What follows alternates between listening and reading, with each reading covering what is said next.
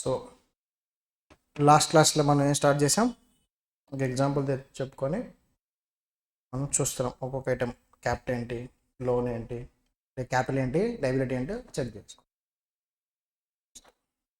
సరే, ఇప్పుడు Charan college start చేశాడు. కాలేజ్ స్టార్ట్ చేయగానే తనకి ఇంకా ఇన్కమ్ వచ్చేస్తుందా, డబ్బులు వచ్చేస్తాయా, సేల్స్ జరిగిపోతాయా? లేదుగా. చరణ్ కాలేజ్ రన్ చేయాలి. రన్ చేయాలంటే తనకి ఎంటీగా బిల్డింగ్ తీసుకుని run అయిపోద్దా?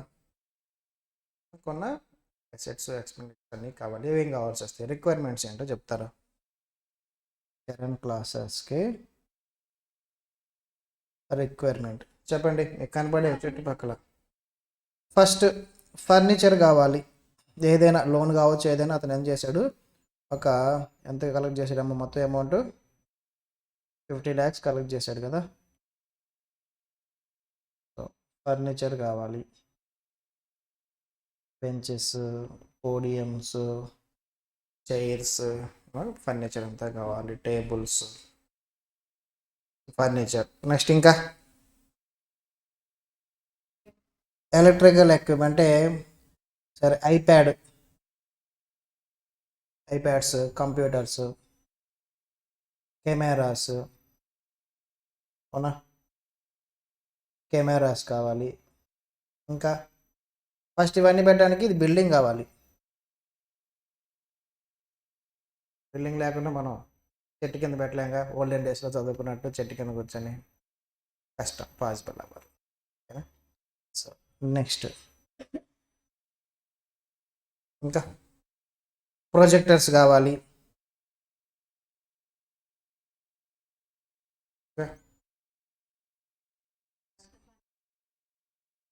Projector, electrical items, electronics, వాటిలో డిఫరెంట్. అవన్నీ ఒక్కో ఎసెట్ కెమికల్ కాబట్టి సపరేట్ చేసుకున్నాం. ఇంకా మీకు తెలిసిన చెప్పండి, కనపడేది ఏదైనా పర్లేదు. డివిజన్స్ అయిన తర్వాత చూద్దాం. మనకేం ఇవన్నీ ఉంటే సరిపోతుందా? లేదు కదా. బుక్స్ కావాలి, మెటీరియల్స్ తయారు చేయించాలి, మెటీరియల్స్ ఉండాలి. ఇంకా మరి క్లాసెస్ రన్ చేయాలంటే ముందు ఫ్యాకల్టీ ఉండాలిగా. ఫ్యాకల్టీకి ఏం చేస్తాం మనం, శాలరీస్ పే చేస్తాంగా. శాలరీస్ ఇంకా అవుతాం. ఇంకా చెప్పాలి, అంతేనా? శాలరీస్లో కూడా నేను డివిజన్ చేస్తాను. ఇదేంటమ్మా, ఫ్యాకల్టీ శాలరీస్. ఫ్యాకల్టీ శాలరీస్ అనేవి హ్యూజ్గా ఉంటాయి, ల్యాక్స్లో ఉంటాయి. సో నాన్ టీచింగ్ కావాలిగా. సపోర్టింగ్ స్టాఫ్, వాళ్ళకి శాలరీస్ పే చేస్తాం. నెక్స్ట్ అదే బిల్డింగ్ నువ్వు కొనలేదు, రెంట్కి తీసుకునే వాళ్ళకి ఏం చేస్తావు, రెంట్ పే చేస్తాంగా. ఇంకా ఎలక్ట్రిసిటీ ఇంకా అవుతాం. ఎలక్ట్రిసిటీ కావాలి, ఇవన్నీ ఇన్స్టాల్ చేస్తాం. ఎలక్ట్రిసిటీ లేకుండా పవర్ బిల్స్ పే చేయకుండా కుదరదుగా. ఇంకా అంతేనా, కాలేజ్ రన్ చేయాలంటే సరిపోతాయి. బిల్డింగ్ మెయింటెనెన్స్, సరే, రెంట్, మెయింటెనెన్స్. బిల్డింగ్ మెయింటెనెన్స్ మీరు అనేది వేరేదేంటి, క్లీనింగ్. సో నాన్ టీచింగ్, ఈ నాన్ టీచింగ్లోకి వేసేద్దాం వాళ్ళు కూడా. సరే, తను చెప్పాడు అదర్ మెయింటెనెన్స్ ఎక్స్పెండిచర్. సో ఇట్లా మనం ఇంకా రావాల్సిన అవసరం ఉంది. ఇవే కాదు, ఇంకా ఉంటాయి. బట్ బేసిక్గా అయితే ఇవి కావాలి. వీటన్నిటికీ మీకు 50 lakhs ఉంటే సరిపోద్దా అంటే depends how you are going. So same క్లాసెస్ని ఒక పెద్ద రూమ్లో పెద్ద పెద్ద అడావుడి చేసి మొత్తం స్టిక్కర్లు అంటించి కూడా పెట్టచ్చు. అలా చెప్పిన ఇదే చెప్పాలి సబ్జెక్టు, లేదు నార్మల్గా చెప్పినా ఇదే సబ్జెక్ట్. ఓకేనా, మీడియం ఇన్ఫ్రాస్ట్రక్చర్ ఉంది తెలిసినా ఇదే చెప్తాం. ఇక్కడ మ్యాటర్ బిల్డింగ్ ఎలా ఉందనేది కాదు, క్లాస్ ఎలా చెప్తాం. క్లాసెస్ మనకు అర్థమయ్యే విధంగా చెప్తున్నారు లేదనేది మనం చెప్తాం, అంతేగాని ఎలా ఉంటుందంటే మీకు హైదరాబాద్లో తక్కువ కానీ ఎఫెక్ట్ గుంటూరులో ఎక్కువ ఉంటుంది. గుంటూరులో మేము కాలేజ్ రన్ చేసేటప్పుడు వచ్చి ఏం అడిగేవాళ్ళంటే ఫ్యాకల్టీ గురించి అడుగుతారేమో అనుకుంటారు, అసలు అడగరు. క్లాసులు ఎలా చెప్తారు, అడగరు. బిల్డింగ్లు ఎన్ని ఉన్నాయి నీకు, నాకు ఎన్ని బిల్డింగ్లు ఉంటాయి నీకెందుకు, 1 బిల్డింగ్లో రోజుకో బిల్డింగ్లో కూర్చుంటావు పోయి. అయినట్టు ఒక మళ్ళీ వాళ్ళు జాయిన్ అయ్యేది తెలుసా, ఫౌండేషన్. వాళ్ళ ఫీజు ఎంత తెలుసా, ఫౌండేషన్ 20,000. అందులో మళ్ళీ సగమే కడతారు, సగం కట్టరు. వాళ్ళకే క్వశ్చన్ ఏంటంటే ఎన్ని బిల్డింగ్లు ఉన్నాయి నీకు, 10,000 రూపాయల ఫీజుకి వస్తే నేను ఎన్ని బిల్డింగ్లు మెయింటైన్ చేయాలి. ఫ్యాకల్టీ గురించి అడుగు, నువ్వేం ఫీజు కట్టవసలే నాకు, ఫ్యాకల్టీ గురించి మాట్లాడు, సబ్జెక్ట్ గురించి అది కదా కావాలి. మనం దేనికోసం అయితే వెళ్తున్నామో అది మనకు ప్రాపర్గా ఉంటుందో లేదో చూడాలి. ఒక రెస్టారెంట్కి వెళ్ళి ఫుడ్ బాగా ఉందనుకోమ్మా, గుంటూరులో హైదరాబాద్లో నాకు పెద్దగా ఖర్చు. గుంటూరులో ఒకటి వైస్రాయ్ అని ఒక రెస్టారెంట్ కూడా కాదు, క్లాస్ రూమ్ అంతా ప్లేస్ అది, 2 తారు అక్కడే డైనింగ్.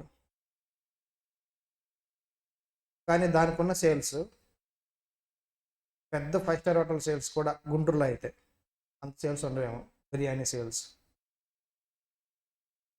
ఇంతకుముందు డేస్లో అయితే, బిఫోర్ కోవిడ్ అయితే ఓన్లీ ఆఫ్టర్నూన్ అమ్మేవాళ్ళు, ఈవినింగ్ అమ్మేవాళ్ళు కాదు, టైం సరిపోదు వాళ్ళకి, అన్ని ఆర్డర్స్ వస్తాయి. మళ్ళీ బిర్యానీ రేట్ ఎంత అనుకుంటారు, 400. నేను కూడా గుంటూరులో ఎప్పుడైనా తినండి అక్కడికి వెళ్ళి తెచ్చుకుంటాను. టేస్ట్ చాలా బాగుంటుంది, అయితే చేస్తారు. ఇక్కడ బావర్చి ఎంత ఫేమస్ అంత ఫేమస్. కానీ వాళ్ళు ఏమి పెద్ద బిల్డింగ్ పెట్టేసి అడవుడు ఏం చేయరు, ఇదే ఉంటుంది. వెళ్ళి చూస్తే ఫస్ట్ టైం వచ్చారు ఇట్టాక అసలు తింటారు ఎక్కడ అని అనుకుంటారు. ఒకసారి తింటాక అది తప్పితే ఇంక వేరే చోట ఎక్కడికి వెళ్ళరు. ఫస్ట్ పియర్ చాలా బాగుంటుంది. గుంటూరులో ఎప్పుడు ట్రై చేయండి, ఇంకా ఉన్నాయిలే ప్లేసెస్, బట్ దట్ ఈస్ నాకు నచ్చిన అది బాగా. ఇప్పుడు కాదు, అది ఇప్పుడు స్టార్ట్ చేసింది. సో మనం ఎందుకైతే వెళ్తామో, మనం ఏదైతే కావాలని వెళ్తామో అవి ప్రాపర్గా ఉన్నాయో లేవో చెక్ చేయాలి మనం. అంతేగాని నీకు ఎన్ని బిల్డింగ్లు ఉన్నాయి,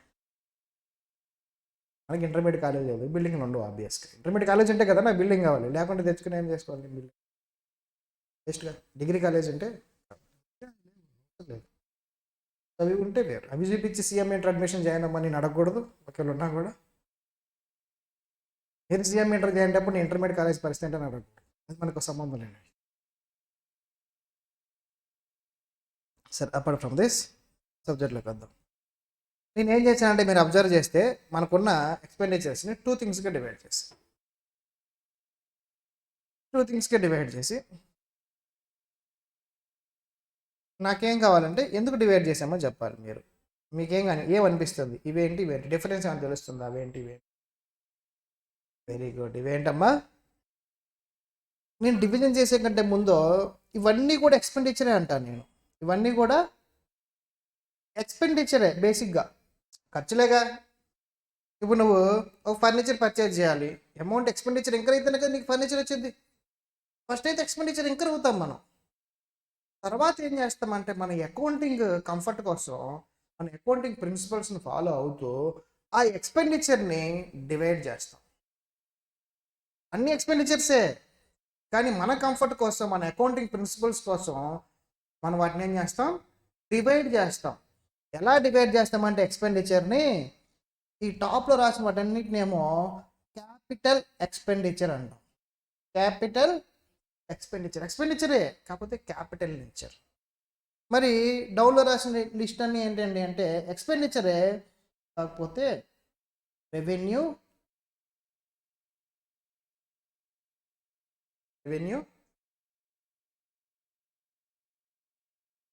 ఎందుకు సార్ అలా డివైడ్ చేయాలి, దానికి మన బేసిక్గా ఎందుకండి అంటే, మనం ఈ ఎక్స్పెండిచర్ అనుకో, రెవెన్యూ ఎక్స్పెండిచర్ అనుకో, నీకు బెనిఫిట్ అనేది లెస్ దాన్ 1 ఇయర్ ఉంటుంది. ఎంత ఉంటుంది, less than 1 year, maximum 1 year. ఇప్పుడు నువ్వు ఫ్యాకల్టీకి శాలరీ పే చేసావు, ఆ బెనిఫిట్ ఎన్ని సంవత్సరాలు వచ్చింది, ఒక 1 మంత్ శాలరీ పే చేసావు. ఆ ఫ్యాకల్టీ ఎన్ని సంవత్సరాలు పనిచేస్తారు మన దగ్గర, 1 మంత్ పే చేస్తే 1 మంతే కదా. మళ్ళీ నెక్స్ట్ మంత్ కావాలంటే మళ్ళీ పే చేయాలి. ఎలక్ట్రిసిటీ బిల్ పేమెంట్ చేస్తున్నాం, 1 మంత్ పే చేసాం, నెక్స్ట్ 3 మంత్స్ పే చేయలేదు అనుకో ఏం చేస్తారు వాళ్ళు వచ్చి? చేస్తారు లేదా? మళ్ళీ ఏమంటారు, అవి కూడా కట్టాలయ్యా, 1 మంత్ కట్టాక సరిపోదు.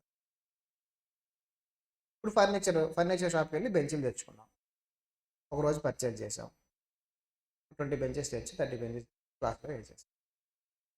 1 మంత్ అయిపోయి మళ్ళీ వెళ్ళి బెంచ్లు కొనుక్కొని వస్తామా? ఈ బెంచ్లు తీసి పడేసి మళ్ళీ బెంచ్లు కొత్తవి ఎవ్రీ మంత్ అలా చేస్తామా? 3 మంత్స్కి చేస్తామా? 6 మంత్స్కి, 1 ఇయర్కి? ఈ లైఫ్ మోర్ దాన్ మినిమం అయితే 1 ఇయర్ వచ్చింది.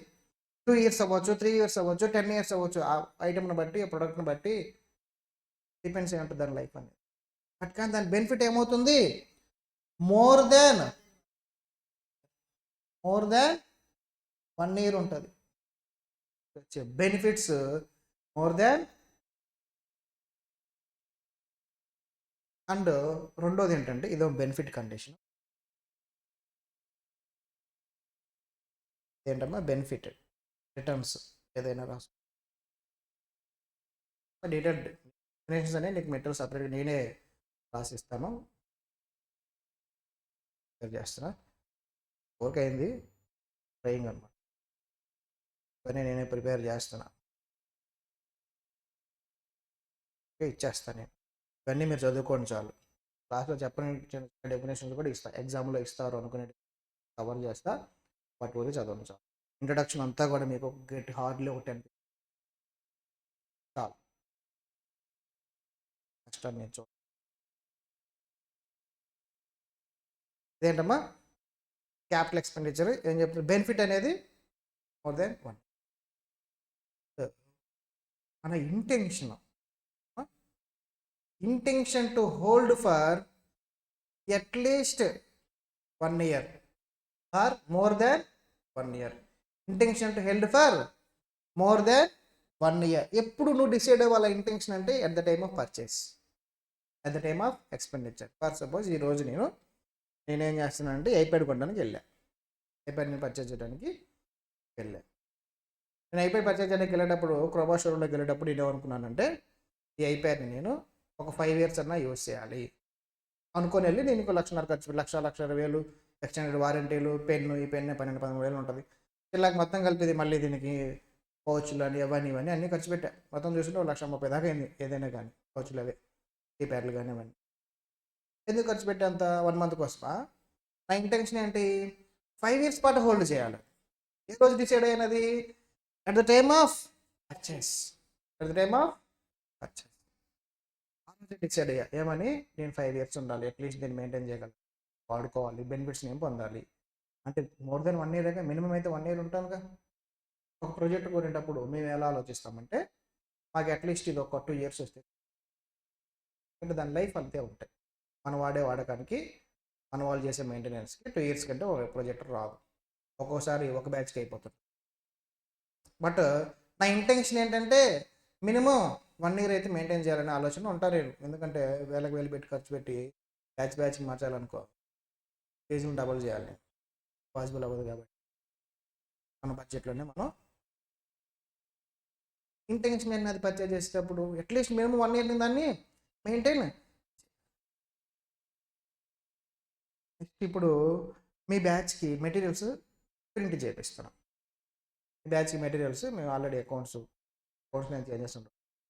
అడిషనల్ మెటీరియల్ నేను సపరేట్గా మీకు ప్రొవైడ్, అడిషనల్ మెటీరియల్స్ ఇవన్నీ ఇచ్చి ఛార్జ్ చేయాలి ఎక్స్ట్రా. నేను అడిషనల్ ఇస్తే మేము దాంట్లో నార్మల్ మెటీరియల్, రెగ్యులర్గా వచ్చే regular material. Materials already finalize చేసిన, అది అయిపోయింది. లాస్ట్ మెటీరియల్ వస్తుంది మీకు అకౌంట్స్ ఏంటి, ఈటీ మెటీరియల్ చేంజ్ అవుతుంది. నేను ప్రింటింగ్ చేసేటప్పుడు ఎలా ఆలోచిస్తానంటే, మెటీరియల్ నేను ఈ బ్యాచ్ వరకు మాత్రమే ఆలోచిస్తాను. ఈ బ్యాచ్ అంటే నేను 6 months వరకు నేను ఆ మెటీరియల్ ప్రింట్ చేసేటప్పుడు దాన్ని ఈ 6 monthsకి ప్రాపర్గా సరిపోద్దా లేదా, మినిమం యూసేజ్ అనేది నేను ఆలోచిస్తానంటే ఈ బ్యాచ్కి యూజ్ అవ్వాలి. ఇప్పుడు నేను ఆ బుక్స్ని ప్రింట్అవుట్ చేయించాను. నా ఇంటెన్షన్ ఏంటి? ఖర్చు పెట్టేటప్పుడు మినిమం 6 మంత్సే, 1 ఇయర్ అన్న ఉందా? లెస్ దాన్ 1 ఇయర్ నేను ఆలోచిస్తున్నాను. నాకు ఈ బ్యాచ్ వరకు సర్వైవ్ అయితే చాలా మెటీరియల్ తోటి. మరి నెక్స్ట్ బ్యాచ్కి సార్ ఏమన్నా ఐసీఎంఏ చేంజ్ చేసిందేమో సిలబస్. నేను ఒక 5 ఇయర్స్ కలిపి ఒకేసారి ప్రింటింగ్ కొట్టించాను అనుకో, ఒకరోజు పొద్దున్న లెగుస్తారు ఐసీఎంఏ వాళ్ళు, ఈ అర్ధరాత్రి పొద్దున్న ఒక నోటిఫికేషన్ ఇచ్చేస్తారు సిలబస్ చేంజింగ్. అప్పుడు నేనేం చేయాలి? బుక్స్ అన్ని తీసుకెళ్ళి రఫ్ పేపర్స్ వేసేయటమే. చేసి ఏం చేస్తాను? స్టూడెంట్ కాదు కదా, మళ్ళీ కూర్చొని చదువు. బుక్స్ చదవం కదా, చదివినా కూడా ఒకటి చదువుకుంటాం. సో ఇంటెన్షన్ ఏంటది? యూసేజ్ అనేది ఎంతవరకు ఉంటుంది? ఒక బ్యాచ్ వరకు ఉంటుంది.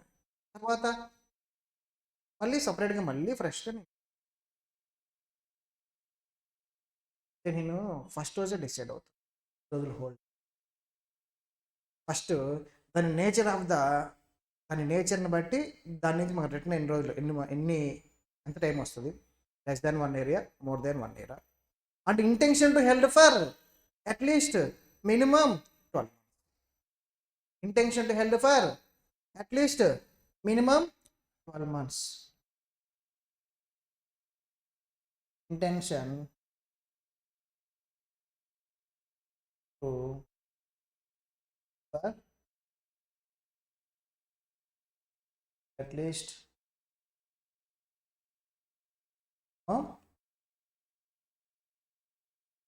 ఇక్కడ అది ఉంటుంది ఇంటెన్షన్ లెస్ దాన్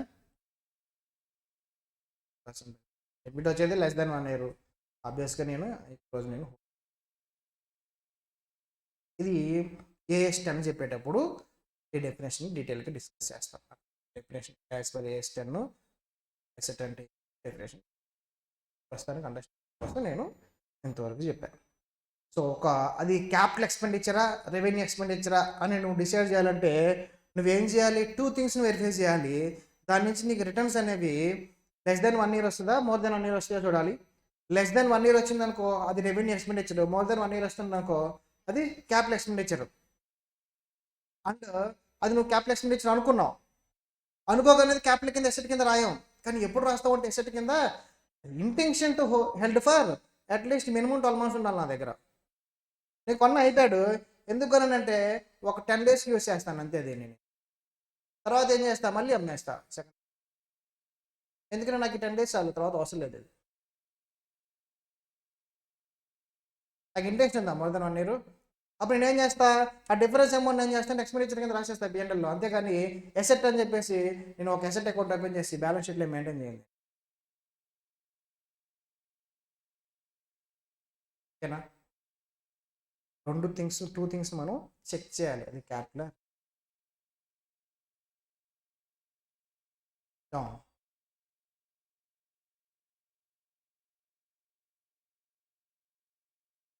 మనం డెసిషన్ అనేది ఫస్ట్ రోజే తీసుకోవాలి. డెసిషన్ అనేది పర్చేజ్ చేసే రోజే తీసుకోవాలి. ఆ రోజు చెప్పేయాలి అకౌంట్ క్యాపిటల్ రెవెన్యూ.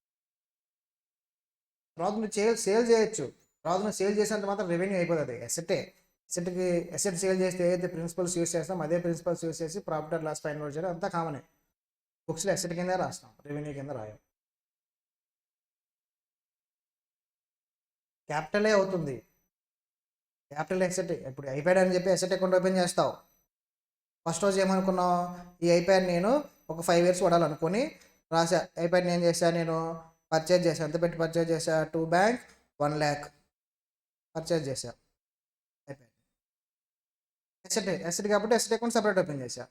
అన్ఫార్చునేట్గా ఒక 20 days తర్వాత నాకు ఐప్యాడ్ నాకు నచ్చల, కొత్త మోడల్ వచ్చింది, నేను మార్చాలనుకుంటే ఏం చేస్తావు? ఐప్యాడ్ నువ్వేం చేస్తావు? మార్కెట్లోకి వెళ్ళి సేల్ చేస్తావు. సేల్ చేసినప్పుడు నువ్వు ఫస్ట్ రోజు పర్చేజ్ చేసినప్పుడు ఎంట్రీ ఏమని రాసావు? ఐప్యాడ్ అకౌంట్ టు బ్యాంక్ రాసావు కదా. 10 daysలో సేల్ చేసావు. 1 lakh నీకు 80,000 వచ్చాయి అనుకో 10 daysలో సేల్ చేస్తే. ఇప్పుడు ఎంట్రీ ఏం రాయాలి?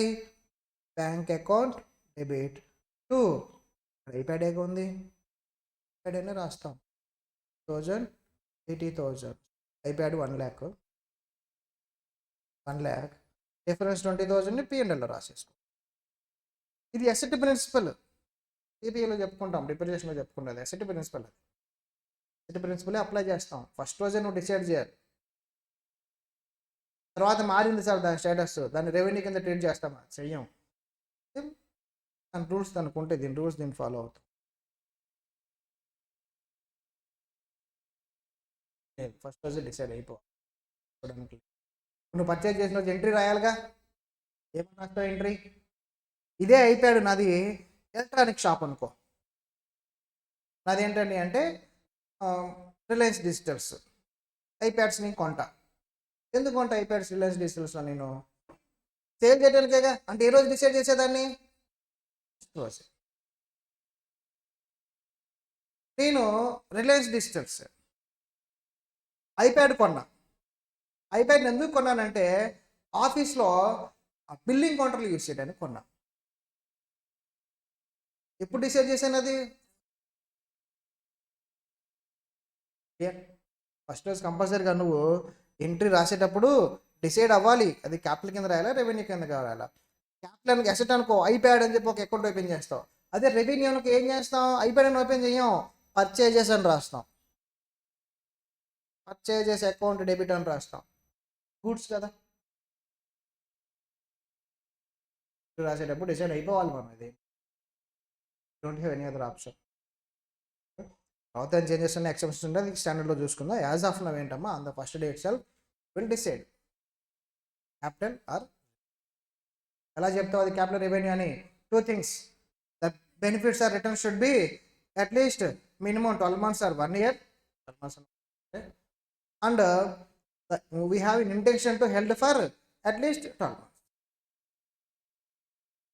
12 months హోల్డ్ చేయాలని ఇంటెన్షన్ మీ దగ్గర ఉండాలి. ఎప్పుడు డిసైడ్ చేయాలి? On the date of expenditure. Clear? దాన్ని బట్టి నువ్వు ఇట్ సైడ్ రాయాలి, టాప్లో రాస్తావా డౌన్లో రాస్తావా, ఎక్స్పెండిచర్ డిసైడ్ అవుతుంది.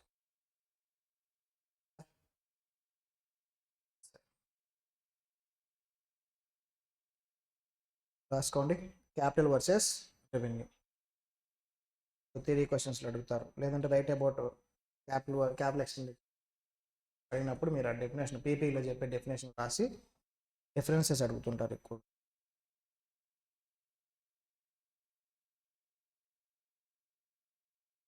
Capital expenditure, revenue. First benefit ఏంటమ్మా? Benefit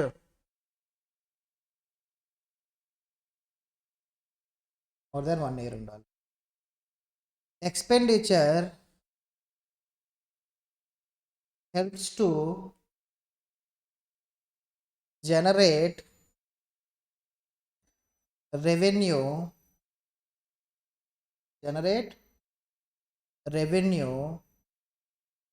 over more than one accounting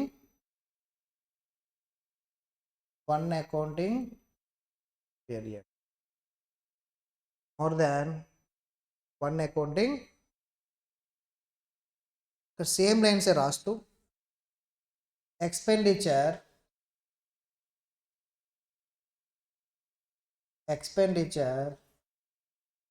helps to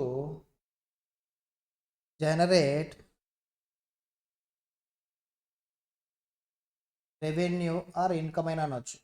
revenue in the current accounting period only. The current accounting period only. The current accounting period only.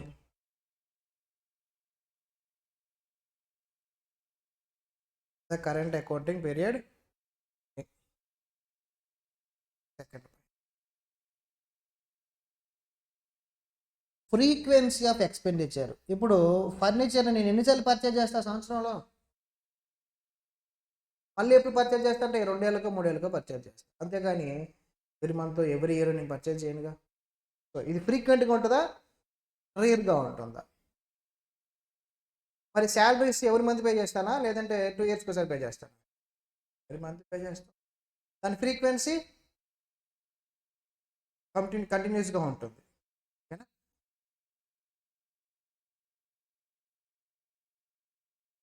Recurring nature ఏది?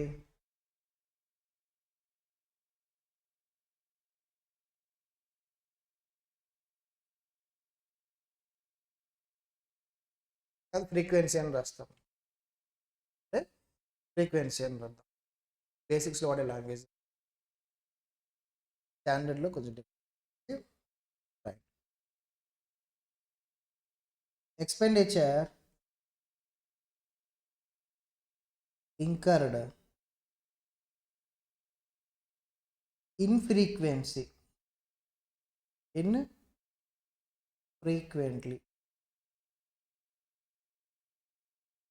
infrequently or once in 2 to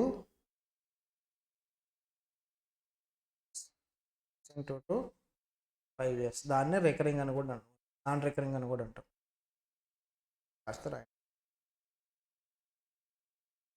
expenditure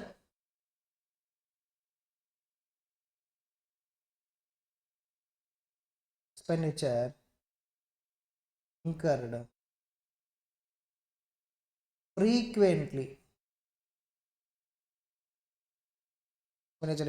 frequently or regularly in the normal course of business. Frequently or regularly the normal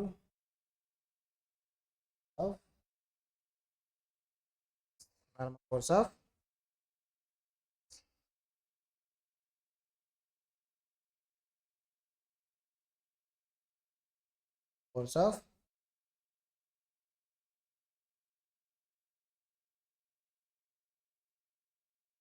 expenditure relates to third point. Expenditure relates to fixed assets. Expenditure relates to fixed assets. Revenue వచ్చరికి expenditure relates to current assets. కోసం పెట్టి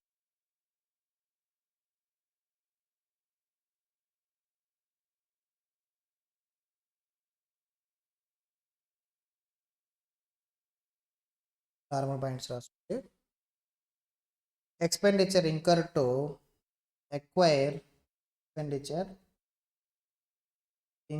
to acquire or creating capital assets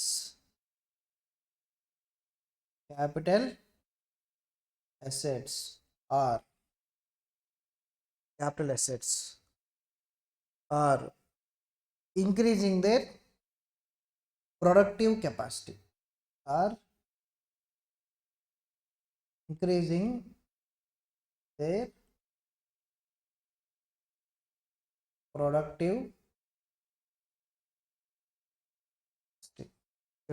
productive capacity. Revenue దగ్గరకు వస్తుంది. Expenditure incurred to maintain the capital expenditure. Incurred to maintain capital asset. Maintain capital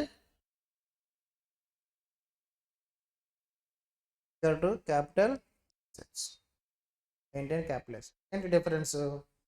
ఇప్పుడు నువ్వు expenditure పెడితే నువ్వు ఈరోజు 10 బెంచ్లు పెట్టుకున్నావు, రేపు వెళ్ళి 10 బెంచెస్ కొన్నావు. ఇప్పుడు నీ అసెట్స్ ఏమయ్యాయి? ఇంక్రీజ్ అయ్యాయి.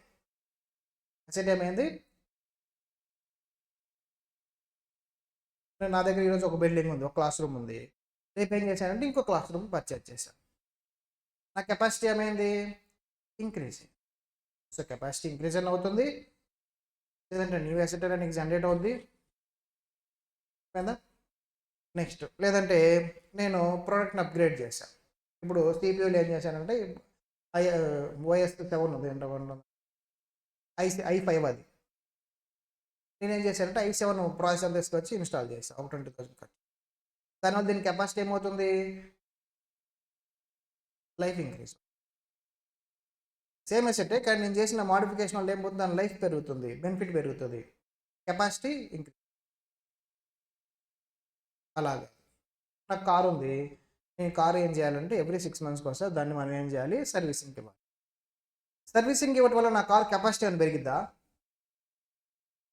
ఇప్పుడు నేను మామూలుగా నాకు కార్ వచ్చేసి మైలేజ్ 1 లీటర్కి 12 15 వస్తుంది, మ్యాక్సిమం 15-17 కొన్నిసార్లు 1 లీటర్ పెట్రోల్ 17 వరకు వచ్చేది. నేను సర్వీసింగ్కి ఇచ్చినంత మాత్రాన 17 కాస్త 25 అని అవుద్దా?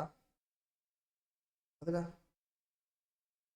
సర్వీసింగ్కి ఎందుకు ఇస్తారు సార్ సర్వీసు? ఆ 17 మెయింటైన్ అవ్వడానికి. సర్వీస్కి ఇవ్వలేదనుకో ఏ 5 or 6 వచ్చింది. సర్వీస్ చేయించడంలో ఏమవుతుంది, మెయింటైన్ చేయించడంలో ఏమవుతుంది, యాక్చువల్ కెపాసిటీ మెయింటైన్ అవుద్ది అంతే. కానీ నీకు అడిషనల్ బెనిఫిట్ రాదు. అడిషనల్ బెనిఫిట్ నీకు రావట్లేదంటే ఎక్స్పెండిచర్ ఏమంటాం, రెవెన్యూ ఎక్స్పెండిచర్. అడిషనల్ బెనిఫిట్ వస్తుంది అనుకో, దాన్ని ఏమంటాం, క్యాపిటల్ ఎక్స్పెండిచర్. కదా కదా డిఫరెన్సెస్ మళ్ళీ మనకి ఏపీఏలో మళ్ళీ వస్తాయి. ఎగ్జాంపుల్స్ చెప్పండి. ఎగ్జాంపుల్స్ మీకు తెలిసినవి చెప్పాలి. ఇప్పుడే రాసుకున్నాం. Building, land, plant and machinery,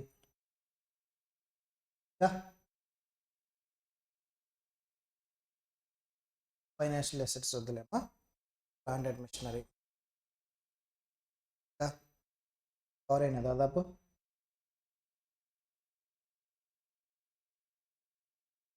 furniture,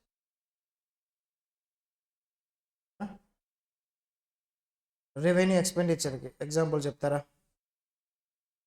purchase of goods, payment of salaries, stationery etcetera. మీకు గనక write about differences between capital and revenue అని చెప్పేసి 4 మార్క్స్కి ఇస్తాడు. 4 మార్క్స్ కానీ ఇచ్చారంటే 4 పాయింట్లు రాసి 4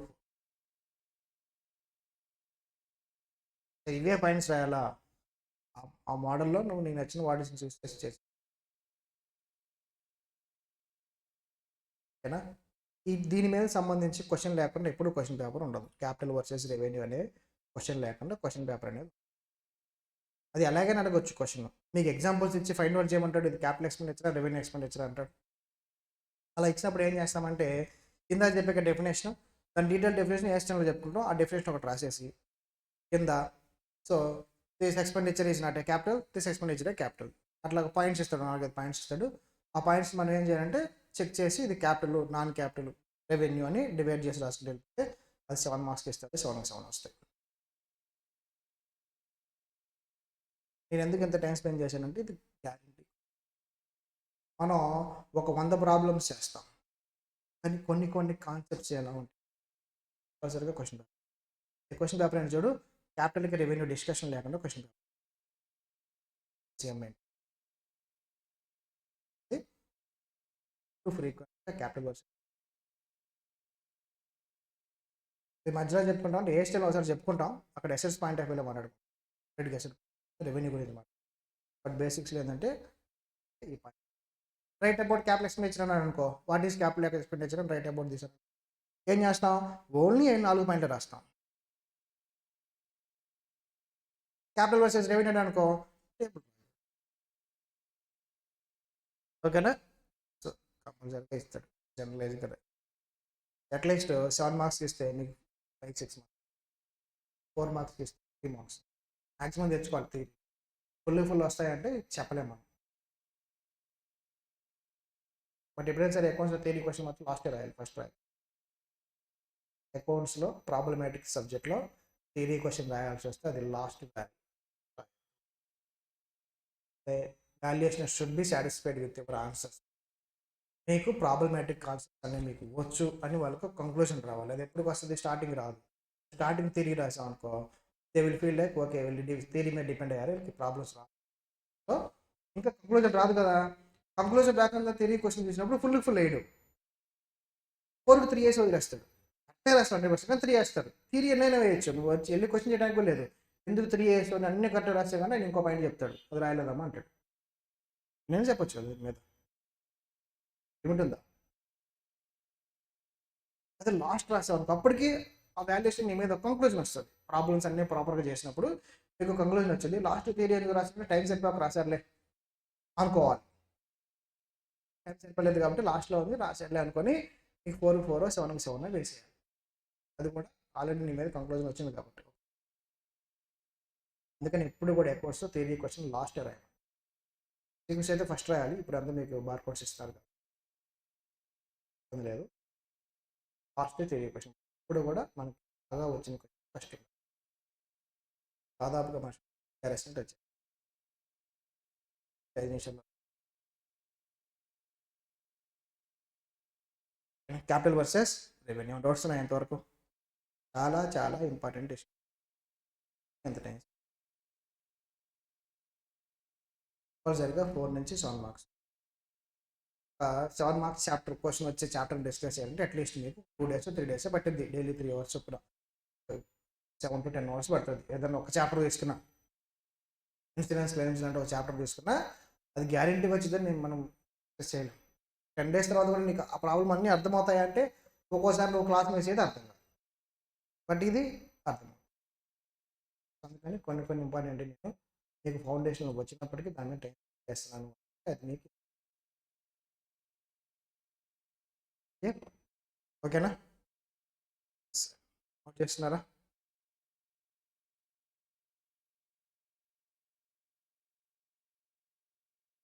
ఇప్పుడు ఒక్కొక్కటి మనం ఎంట్రీస్ని బ్రీఫ్గా ఎంట్రీస్ని వెళ్ళిపోదాం.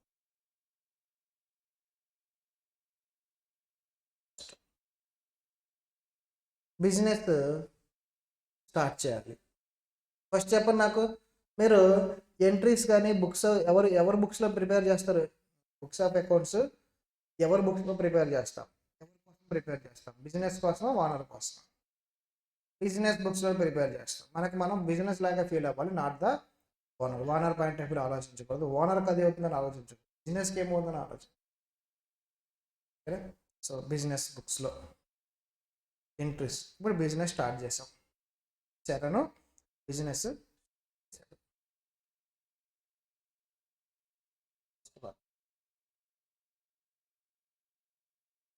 చరణ్ స్టార్టెడ్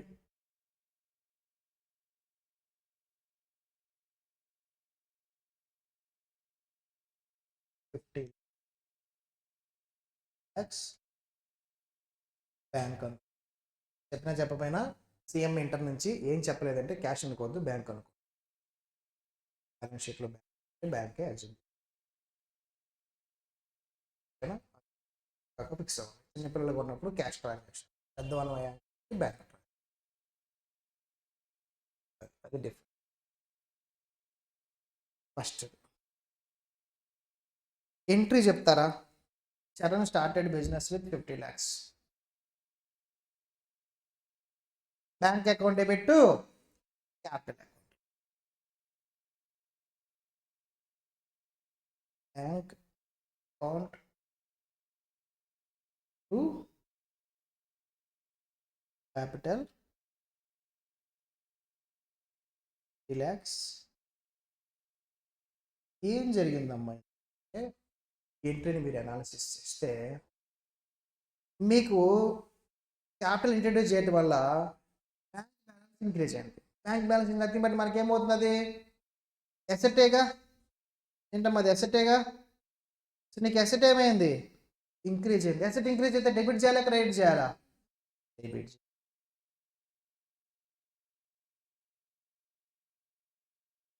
అదేంటి అసలు ట్రాన్సాక్షన్ ఎందుకు ఇచ్చారా క్యాష్?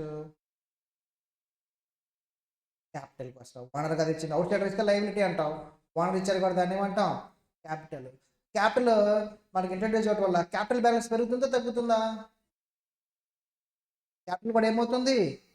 ఇంక్రీజ్ అవుతుంది. క్యాపిటల్ ఇంక్రీజ్ అయితే డెబిట్ చేస్తాం క్రెడిట్ చేస్తామా? క్రెడిట్ అయింది క్యాపిటల్. క్యాపిటల్ వల్ల ఏదైనా ఒక అసెట్, ఇప్పుడు నీకు క్యాష్ ఇచ్చాడు కాబట్టి క్యాష్ బ్యాంక్ రాస్తున్నాం. లేదు నా దగ్గర బిల్డింగ్ ఉంది, బిల్డింగ్ ఇచ్చేసా బిజినెస్ ఏమని రాయాలి? Building account to capital account అండి. క్యాష్ ఒక్కటే వాళ్ళ రూల్ ఏం లేదు. నా దగ్గర గూడ్స్ ఉన్నాయి, ఏం చేస్తారు? నేను పర్చేజెస్ పెంచుకుంటా. Purchases account to capital goods ఇచ్చేసాను. ఇక్కడ ఏమున్నా సరే ఇవ్వచ్చు క్యాపిటల్ కింద కన్సిడర్. అది ఏదైనా సరే వన్ ఇచ్చాడంటే ఏంటి అది చేసినప్పుడు మనకి ఏం జరుగుతుంది? అసెట్ ఒకటి ఇంక్రీజ్ అవుతుంది, క్యాపిటల్ కూడా ఇంక్రీజ్ అవుతుంది. మనకి ఈ 50 lakhs తోటి ఏం చేస్తాను చెప్పండి? ఇప్పుడే మాట్లాడుకున్నాం 2 types ఆఫ్ ఎక్స్పెండిచర్ ఇంక్రీజ్ అవుతాం. ఒకటి క్యాపిటల్ ఎక్స్పెండిచర్, రెండు first capital expenditure. Purchased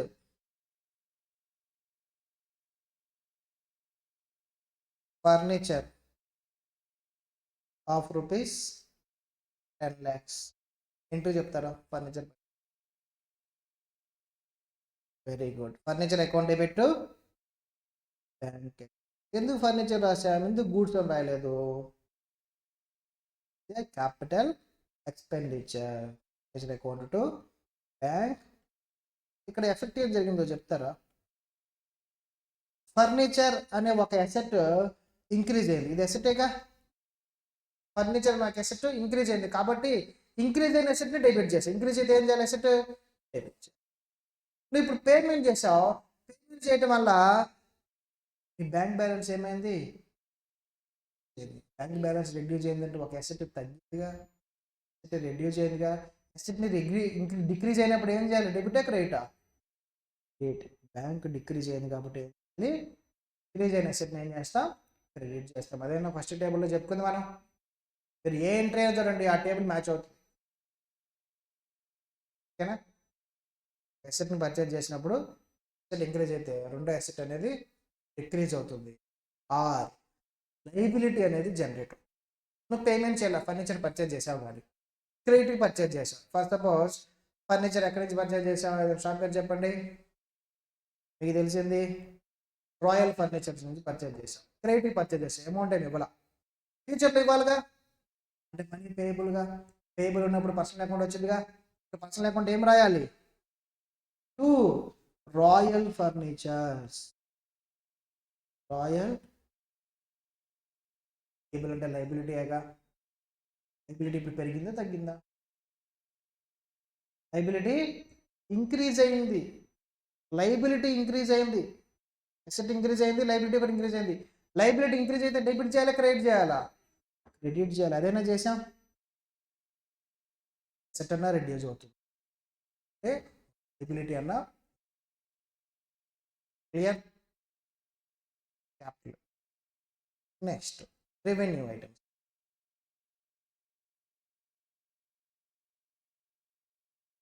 revenue సింపుల్గా చెప్పండి.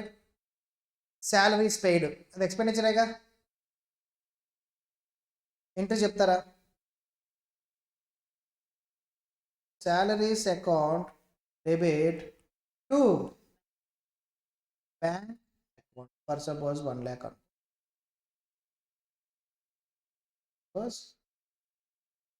శాలరీస్ అకౌంట్ నేను పర్సనల్ అకౌంట్ ఏమైనా యూజ్ చేశాను. Salaries paid to for suppose Drakshayani కదా, శాలరీస్ పెయిడ్ టు ద్రాక్షాయణి. ఏమంటారు రాసాం ఎంట్రీ? ద్రాక్షాయణి అకౌంట్ క్యాషడా, ద్రాక్షాయణి అకౌంట్ దాన్ని ఎంట్రీ రాసేది.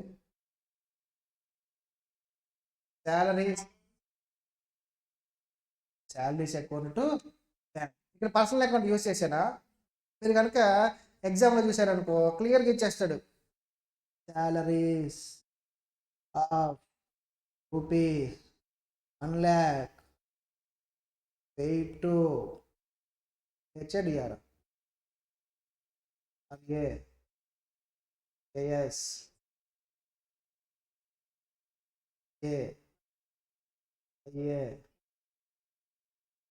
పెడతాను లేదు నీకు నేను షార్ట్ కట్ షార్ట్ కట్ ఏమైనా నేమ్స్ ఉన్నాయా?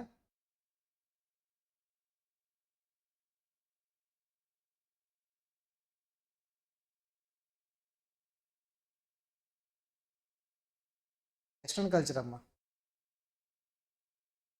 వెస్ట్రన్ యూకే కానీ పేరు పెట్టి చిన్న పేరు ఏమైనా ఉంటుంది దానికి వాళ్ళు పెట్టి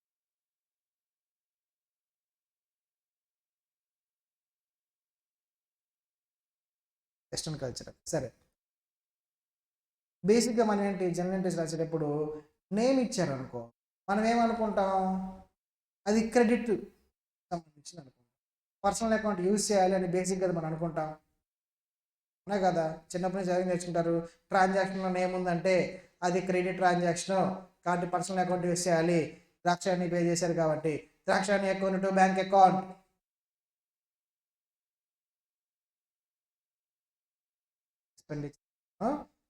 ఇప్పుడే ఇందాక చెప్పి నిన్న లాస్ట్ క్లాస్లో చెప్పా, పర్సనల్ అకౌంట్స్ ఎప్పుడు మాత్రమే వస్తాయి, payable or receivable and account settled. ఇక్కడ పేయబుల్ ఏమైనా ఉందా, రిసీవబుల్ ఏమైనా ఉందా? పెయిడ్ అంటే అయిపోయింది, సాలరీ పెయిడ్, ఎక్స్పెండిచర్ పెయిడ్ అన్నప్పుడు ఏం చేస్తాం, పర్సనల్ అకౌంట్స్తో నీకు పని ఉందా? ఓకేనా? సో ఎంట్రీ ఏం రాస్తాం, సాలరీస్ అకౌంట్ టు. దీనివల్ల నీకు శాలరీస్ అనే ఒక ఎక్స్పెండిచర్ ఏమవుతుందమ్మా, ఏజ్ అవుతుంది. పే చేయటం వల్ల ఎసెట్ ఏమవుతుంది, క్రెడిట్. ఓకేనా? అదే శాలరీస్ పే చేయాల, శాలరీస్ పే చేయాలి, 1 month అయిపోయింది, శాలరీస్ పే చేయాలి, ఇంకా పే చేయాలి, 31st March వచ్చింది. అప్పుడు ఏం చేస్తామండి అంటే పే చేయలేదు కానీ ఎక్స్పెండిచర్ ఇంకా అయ్యావు కాబట్టి ఇంకా అవ్వటం అంటే 1 month వర్క్ చేసింది ఎంప్లాయీ అయిపోయింది, బట్ నాట్ పెయిడ్. పేమెంట్ వేరు, ఇంకా అవ్వడం అంటే క్యాష్ పే చేస్తేనే కాదు, accrued but not received, incurred but not paid. Income అయితే అక్రూడ్ బట్ నాట్ రిసీవ్డ్. 2 ఏమని రాయాలి, అవుట్ స్టాండింగ్ అని రా, అవుట్ స్టాండింగ్ అవుట్ స్టాండింగ్ అంటే ఇక్కడ ఏంటమ్మా సిచ్యువేషన్ ఏంటి, పెయిడా పేయబులా, payable. Outstanding salaries liability, liability డెబిటా క్రెడిటా, లైబిలిటీ పెరిగింది కదా, దీనివల్ల పెరిగినప్పుడు ఏం చేస్తారు, డెబిటా క్రెడిటా, క్లియర్? రెవెన్యూ ఎక్స్పెండ్, రెవెన్యూ ఇది కామన్గా అది శాలరీస్ కావచ్చు, రెంట్ కావచ్చు, ఇంకేదైనా పెట్టి అక్కడ శాలరీస్ బదులు ఏం పెడతామంటే ఎక్స్పెండిచర్. నువ్వు ఏ ఎక్స్పెండిచర్ నెక్స్ట్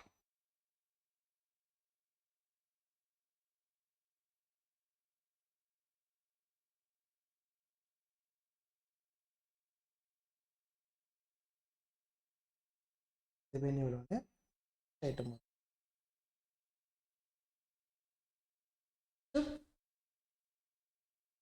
అసలు ఈ గూడ్స్ అనే వాడు మనం ఎప్పుడు యూజ్ చేస్తాం,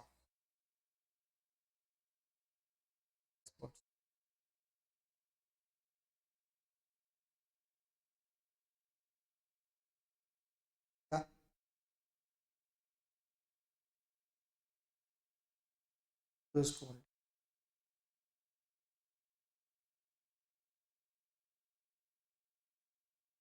ఎప్పుడు యూజ్ చేస్తాం గూడ్స్,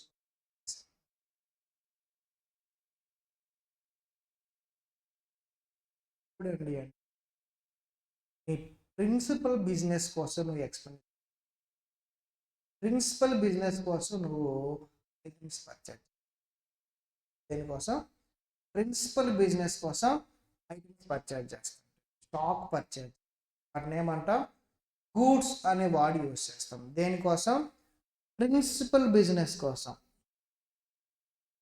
ప్రిన్సిపల్ బిజినెస్ కోసం కనుక నువ్వు గూడ్స్ని ఐటమ్స్ని పర్చేజ్ చేస్తాను, ప్రొడక్ట్స్ని పర్చేజ్ చేస్తున్నాం, లేదా ప్రిన్సిపల్ బిజినెస్ కోసం ప్రొడక్ట్స్ని సేల్ చేస్తాం, ప్రొడక్ట్స్ని సేల్ చేస్తాం. అది ఏ సిచ్యువేషన్ సరే ఆ ఐటమ్స్ని ఏమంటామండి అంటే గూడ్స్.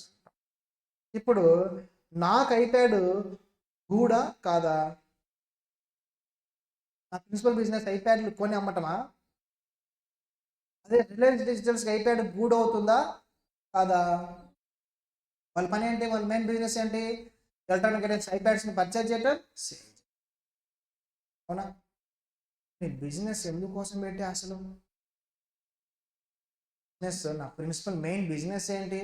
దానికోసం నువ్వు గూడ్ ఐటమ్స్ పర్చేజ్ చేస్తుంటే వాటిని ఏమంటాం? గూడ్స్ అంటాం. కానీ ఎక్కడా కూడా అకౌంట్స్లో గూడ్స్ అనే అకౌంట్ ఓపెన్ చేయాలి. అకౌంట్ మనం ఓపెన్.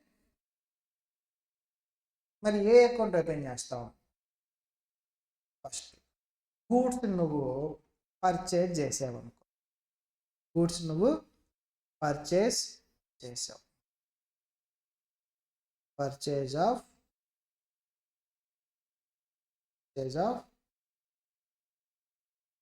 ఈ పర్చేజ్ అనేది ఎన్ని రకాలుగా ఎలా చేయొచ్చు అంటే, ఒకటి క్యాష్ పర్చేజ్ చేస్తాం, లేదంటే క్రెడిట్ పర్చేజ్. క్యాష్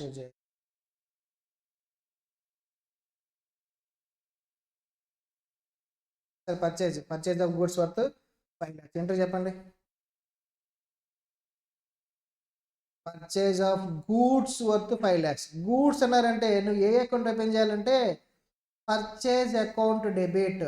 ఇక్కడ గూడ్స్ని పర్చేజ్ చేసాం కాబట్టి ఏ అకౌంట్ ఓపెన్ చేస్తా అంటే పర్చేజ్ అకౌంట్ ఓపెన్ చేస్తాం, అంతేకాని గూడ్స్ అకౌంట్ ఏమి ఓపెన్ చేయం. మన బుక్స్లో ఎక్కడ కూడా గూడ్స్ అకౌంట్ అనేది ఉండదు. ఓకేనా? అందుకే మీకు క్లోజింగ్ స్టాక్ అనేది ఎప్పుడు కూడా అడ్జస్ట్మెంట్స్లోనే ఉంటుంది. ఎప్పుడు కూడా మీకు అడ్జస్ట్మెంట్స్లోనే ఉంటుంది. గూడ్స్ అకౌంట్ స్టాక్ అకౌంట్ అంటే మన దాంట్లో ఏమీ ఉండదు, సపరేట్గా ఉంచుకోమని మనం మెయింటైన్ చేయం. ఓన్లీ ఈ లైన్లో మాత్రమే గోడౌన్కి వెళ్ళిపోయి ఫిజికల్ వెరిఫికేషన్ చేసి మన దగ్గర ఫిజికల్ ఐటమ్స్ ఎంత ఉన్నాయని మొత్తం వాల్యుయేషన్ చేసి వాల్యుయేషన్ ప్రిన్సిపల్స్ ఫాలో అయ్యి దానికి క్లోజింగ్ స్టాక్ అనే పేరు పెట్టి అడ్జస్ట్మెంట్స్లో రాస్తాం. ఇప్పుడు నేను రాశారా? గూడ్స్ పర్చేజ్ చేస్తే గూడ్స్ అకౌంట్ డెబిట్ అని, ఏదైనా సేల్ చేస్తే 2 గూడ్స్ అని రాశాను. ఓకేనా? So purchase account debit to cash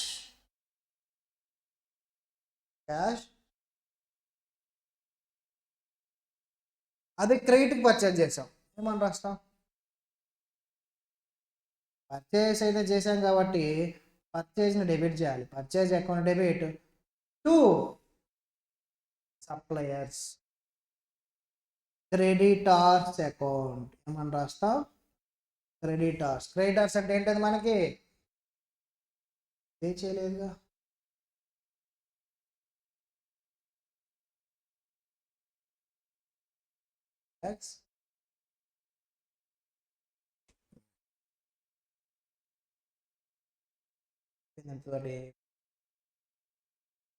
నువ్వు గూడ్స్ని రిటర్న్ చేస్తున్నావు,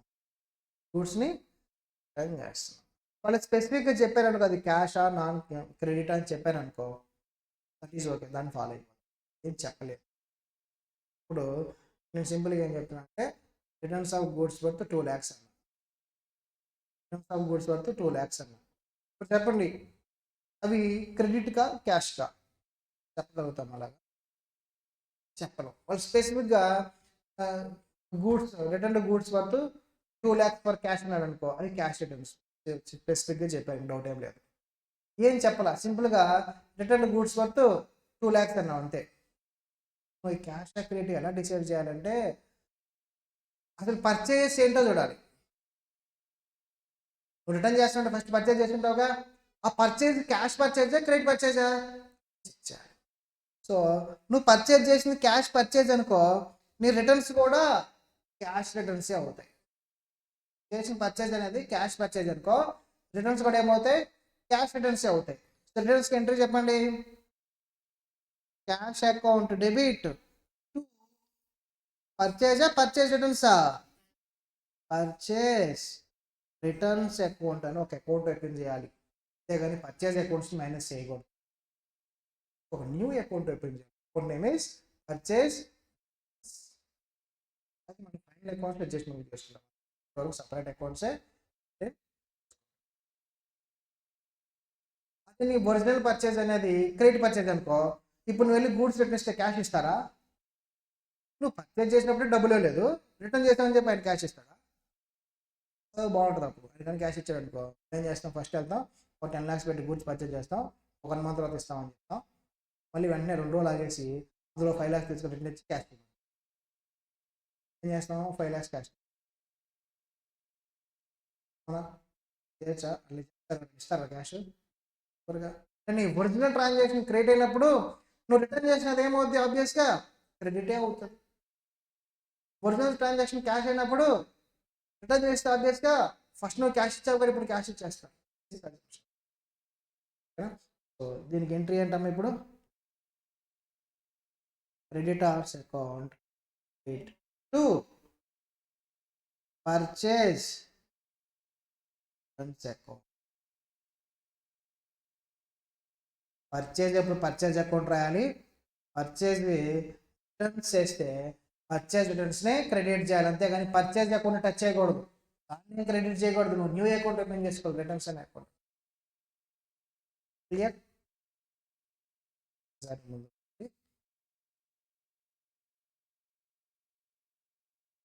దీన్ని క్లియరా? గూడ్స్ దానికి సంబంధించి పర్చేజ్ చేస్తాం.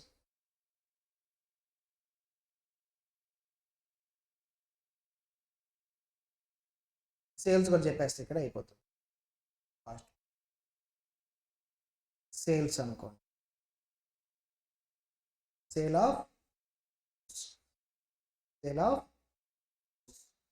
ఇవి కూడా నీకు క్యాష్ ఉండొచ్చు, క్రెడిట్ ఉండొచ్చు. క్రెడిట్ అయినా cash sales of ₹20 lakhs entry చెప్తారా? Cash or bank account debit to sales account 20 lakhs. అదే క్రెడిట్కి అయితే, క్రెడిట్ సేల్ చేస్తే very good, debtors account. Debtors అనేది ఏంటమ్మా, ఈజ్ ఏ కరెంట్ అసెట్. నువ్వు గూడ్స్ సేల్ చేశావు కాబట్టి గూడ్స్ అకౌంట్ ఏమి ఉండదు మన దగ్గర, సేల్స్ అకౌంట్ అని రాయాలి. గూడ్స్ తగ్గుతాయి కదా అని చెప్పేసి పర్చేజ్ అకౌంట్ నేను క్రియేట్ చేద్దామా? కొన్నప్పుడు పర్చేజ్ అకౌంట్ డెబిట్ చేసాం కదా సార్, ఇప్పుడు అమ్మేస్తే గూడ్స్ మన దగ్గర నుంచి వెళ్ళిపోతున్నాయి కదా, అదే పర్చేజ్ అకౌంట్ని క్రియేట్ చేద్దాం అనుకుంటామా? అలా చేసుకునే కాడికి ఫైనల్ అకౌంట్స్ పర్చేజ్ అకౌంట్లో వచ్చింది ప్రాఫిట్ లాస్ కాదు, ఫైనల్ అకౌంట్ చేసేది ఏముంది, ఇక్కడే తెలియదు. Sales account open. రిటర్న్స్ వస్తే, సో రిటర్న్స్ అనేవి క్యాష్ క్రెడిట్ అనేది బేస్డ్ ఆన్ ఒరిజినల్ ట్రాన్సాక్షన్ మీద డిపెండ్. సో నీకు ఒరిజినల్ ట్రాన్సాక్షన్ కనుక క్యాష్ అనుకో, కొన్ని రిటర్న్ చేస్తే సేల్స్ రిటర్న్స్ ఏం చేస్తాం, sales returns account debit to cash. Original transaction cash కాబట్టి రిటర్న్స్ అప్పుడు కూడా క్యాషే. సేల్స్ రిటర్న్స్ చేసినప్పుడు సేల్స్ అకౌంట్ టచ్ చేయకూడదు, సేల్స్ రిటర్న్స్ అనే ఒక అడిషనల్ అకౌంట్ ఓపెన్ చేసుకోవాలి. సేల్స్ రిటర్న్స్ అనే ఒక అడిషనల్ అకౌంట్ ఓపెన్ చేసుకోవాలి. ఫైనల్ అకౌంట్ చేసేటప్పుడు రెండింటిని సెట్ అవుట్ చేసుకుంటాం, ఇప్పుడు దాకా టచ్ చేయకూడదు. సేమ్ అలాగే క్రెడిట్ అనుకో, సేమ్ అదే ఎంట్రీ, కాకపోతే నీ ఒరిజినల్ ట్రాన్సాక్షన్ అప్పుడు నీకేం క్యాష్ రాలా కాబట్టి ఇప్పుడు కూడా నువ్వేం క్యాష్ ఇవ్వవు. ఆ డెటార్స్ని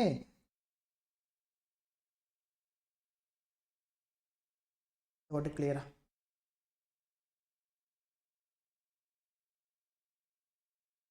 ఎక్స్పెండిచర్ని ఒకసారి మళ్ళీ ఇందాక చెప్పాను కదా ఎక్స్పెండిచర్ బ్రీఫ్గా. ఇప్పుడు టైప్స్ ఆఫ్ ఎక్స్పెండిచర్ అంటే ఎన్ని రకాలుగా మనం వాటిని ఇంకరం. First cash expenditure or credit expenditure.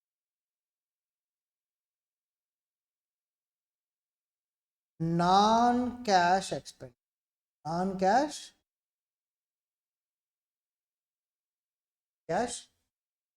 For suppose rent తీసుకున్నాం, rent of ₹3 lakhs paid. Entry చెప్తారా? Rent account debit to cash account. దీనివల్ల రెంట్ అని ఒక ఎక్స్పెండిచర్ పెరుగుతుంది, క్యాష్ బ్యాలెన్స్ తగ్గుతుంది.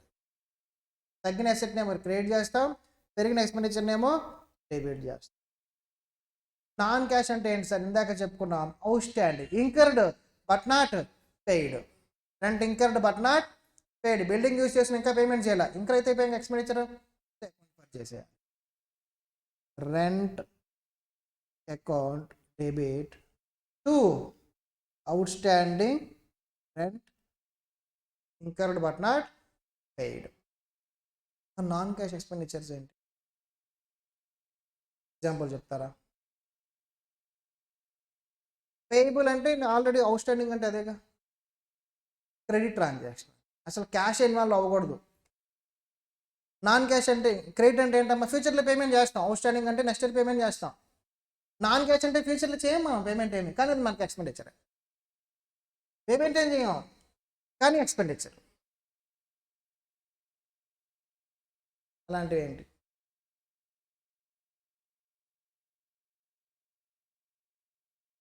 అది రిసీప్ట్స్ కదా. నువ్వు ఇచ్చినా సరే అది క్యాష్ పేమెంట్ ఉంది కదా, అది క్యాష్. అసలు క్యాష్ అనేది ఇన్వాల్వ్ అవ్వకూడదు. ఎక్స్పెండిచర్స్ ఉన్నాయా? ఫ్రీ సర్వీసెస్ అడ్వర్టైజ్మెంట్లో రాసుకుంటాం. అడ్వర్టైజ్మెంట్ పర్చేజెస్ అంటాం.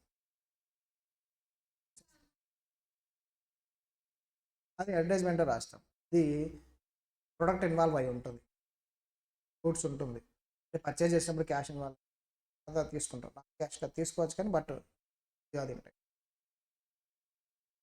క్యాష్ బదులు గూడ్స్ ఇస్తున్నాం అంతే. అయితే అవుతున్నాగా,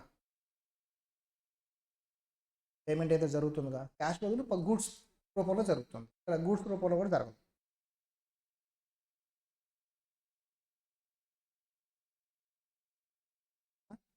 పేమెంట్ ఎవరికి చేయం కానీ దాని ఎక్స్పెండిచర్ కింద రాయాలి. డిప్రిషియేషన్. డిప్రిషియేషన్ ఎవరికి పేమెంట్ చేయాలి? మనం ఎక్స్పెండిచర్ కింద రాస్తాంగా. ఎక్స్పెండిచర్ కింద మనం రాస్తాంగా, పేమెంట్ లేకుండా డెబిట్ చేస్తాంగా. నాన్ క్యాషే కాదా? ఎవ్రీ ఇయర్ ఏం చేస్తాం? డిప్రిషియేషన్. ఎంట్రీ ఏం రాస్తామండి అంటే depreciation account debit to asset.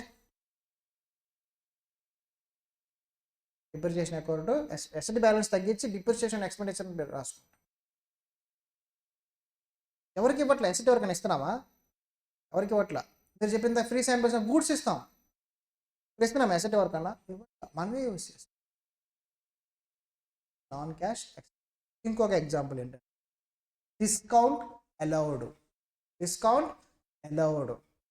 Discount allowed ఏంటి? డిస్కౌంట్ అలౌడ్ అంటే ఇదే తీసుకోండి. ఇప్పుడు క్రెడిట్ సేల్ చేసాం, ఇది ఎంత అండి అంటే 20 lakhs సేలు, రిటర్న్స్ 3 lakhs వచ్చాయి. ఇప్పుడు డెటాస్ నుంచి నీకు ఎంత అమౌంట్ రావాలి? ఓవరాల్గా 17 lakhs రావాలి, అవునా? 20లో 3 lakhs రిటర్న్ చేశారు కాబట్టి నీకు ఎంత ఇవ్వాలి? వాళ్ళు 17 lakhs.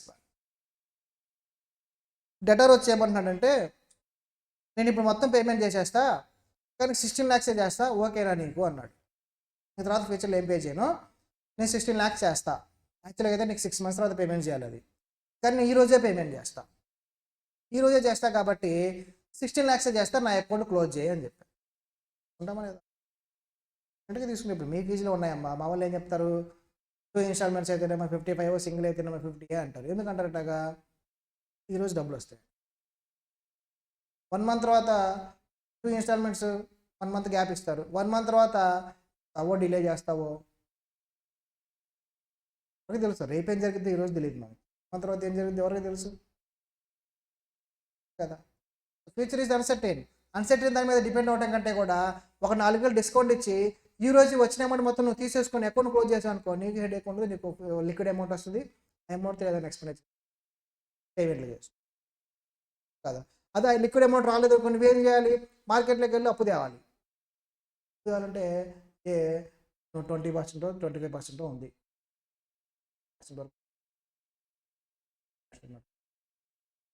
మళ్ళీ ఏంది ఎక్కడ ఇంట్రెస్ట్ దొరకట్లేదు, డబ్బులు బ్యాంకులో ఛార్జెస్ అవన్నీ కలుపుకుంటే 3 రూపీస్ ప్రాసెసింగ్ ఫీజు. సో అందుకని ఏం చేస్తారంటే అతను వచ్చి ఇప్పుడే 16 lakhs అంటే ఓకే అంటాం. సో అతని అకౌంట్ క్లోజ్ చేయాలి కాబట్టి డెబిట్ ఉన్న డెటార్స్ని క్రెడిట్ చేస్తాం. డెటార్స్ అకౌంట్ డెబిట్ ఎంత ఉంది, 17 lakhs ఉంది కాబట్టి 17 lakhs క్రియేట్ చేయాలి, క్లోజ్ చేసేయాలి అతను. ఓకేనా. నెక్స్ట్ డెబిట్ ఏం చేద్దాం, మనకి క్యాష్ వస్తుంది, క్యాష్ అకౌంట్ డెబిట్ ఎంత వస్తుంది, 16 lakhs వస్తుంది. రిమైనింగ్ 1 lakh ఏం చేసాం మనం, డిస్కౌంట్ అలౌడ్. డిస్కౌంట్ అలౌడ్లో నువ్వేమన్నా క్యాష్ ఇంకర్ అవుతున్నావా, ఇప్పుడు ఏమైనా పేమెంట్ చేస్తున్నావు డెటార్కి, చేయట్లా. నీకు రావాల్సిన అమౌంట్ రావట్లేదు అంతే, నీ బెనిఫిట్ తగ్గిపోతుంది, రావాల్సిన అమౌంట్ రావట్లా. కాబట్టి అదేంటమ్మా మనకి ఇచ్చారు, క్యాష్ అండ్ అన్ క్యాషా పేమెంట్ చేసావా, ఇప్పుడు ఫ్యూచర్లో ఏమైనా చేయాలా, account discount code account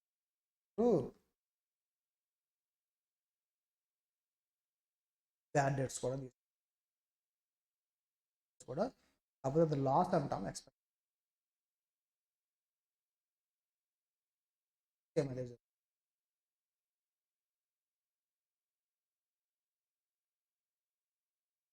clear. Cash credit ఇన్కమ్లో కూడా అంతే ఉంటాయి ఏంటమ్మా, ఇన్కమ్ పాయింట్ ఆఫ్ వ్యూలో కూడా సేమ్ ఉంటుంది, ఇన్కమ్ పాయింట్ ఆఫ్ వ్యూలో కూడా సేమ్ ఉంటుంది. Cash income, credit income, non cash. నీకు ఇన్కమే కానీ క్యాష్ రిసీవ్ అవ్వదు, నీకు ఇన్కమే కానీ క్యాష్ అనేది రిసీవ్ అవ్వదు, కానీ P&L అకౌంట్లో నువ్వు క్రెడిట్ చేయాలి ఇన్కమ్ కింద.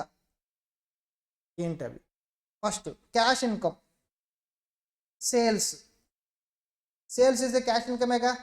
సో క్యాష్ సేల్ చేసావంటే cash account debit to sales account 10 lakhs,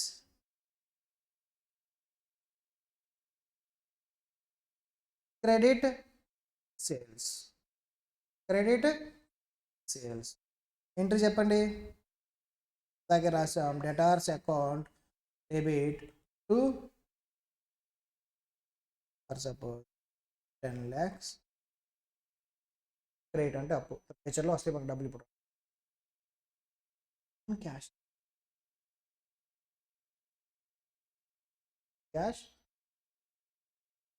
ఆలోచించండి.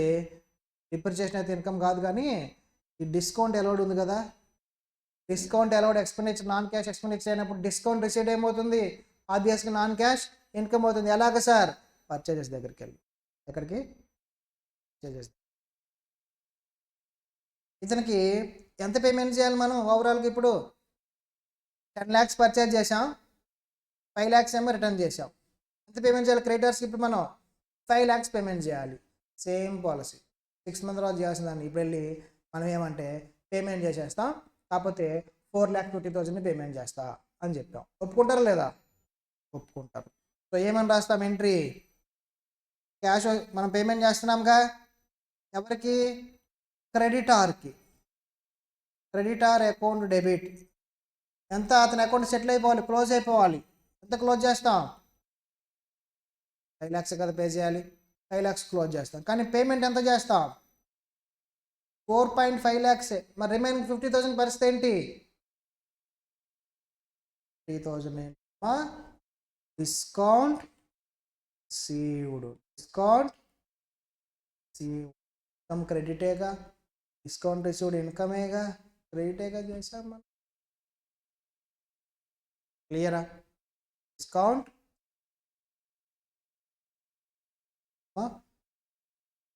Creditors account debit to account received account.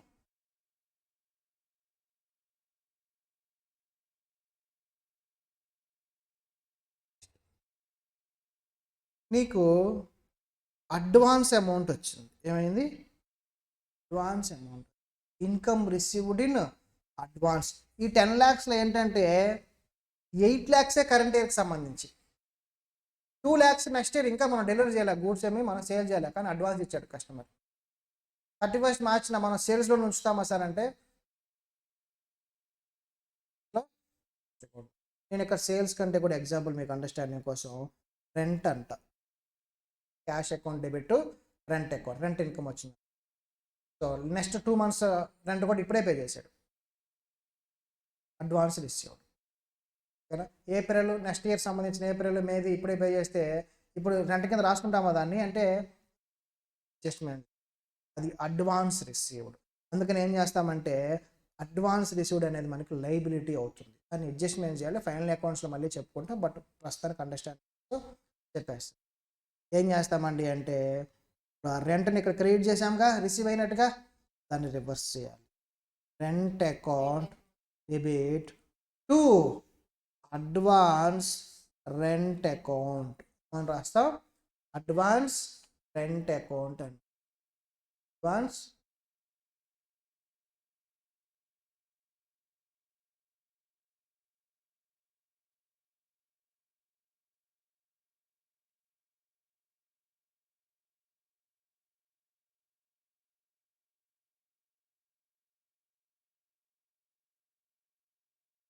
Rent, suppose tax, same అలాగే ఎక్స్పెండిచర్ కూడా నువ్వు ప్రీపెయిడ్ చేసావు అనుకో, ఎక్స్పెండిచర్ ఏం చేసాం ప్రీపెయిడ్ చేసాం, అందులో 3 lakhsలో 50,000 నెక్స్ట్ ఇయర్కి సంబంధించిన ఇప్పుడే పే చేసాం, ప్రీపే చేసాను, నీకు ఎసెటే కదా, ఫ్యూచర్లో నీకు బెనిఫిట్ వచ్చేది, దాన్ని ఏమంటావు అంటే ఎసెట్ అంటాం. కాబట్టి ఈ డెబిట్ చేసిన రెంట్ ఎక్స్పెండిచర్ని క్రెడిట్ చేయాలి, అది కరెంట్ ఇయర్ ఎక్స్పెండిచర్ కాదు కాబట్టి అన్నెసరీగా ఎక్స్పెండిచర్ అకౌంట్లో ఉంది, దాన్ని క్రెడిట్ చేస్తాం రెంట్ అకౌంట్. మరి దేన్ని డెబిట్ చేద్దాం prepaid rent account, prepaid is an asset, advance received is ఏ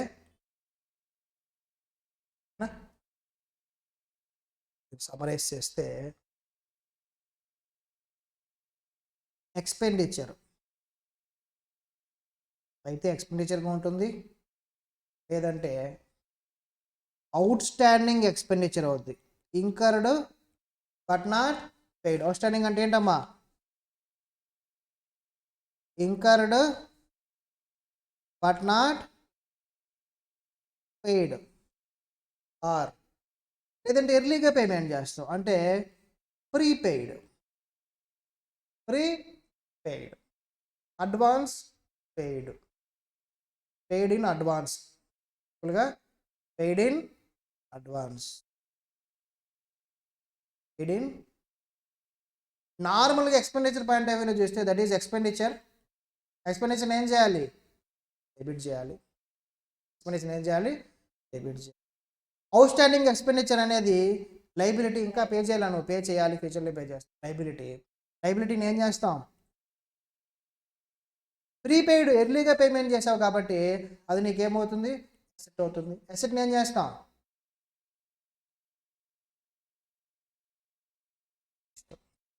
అదే సేమ్ అలాగే రాస్తే సమ్మరీగా point.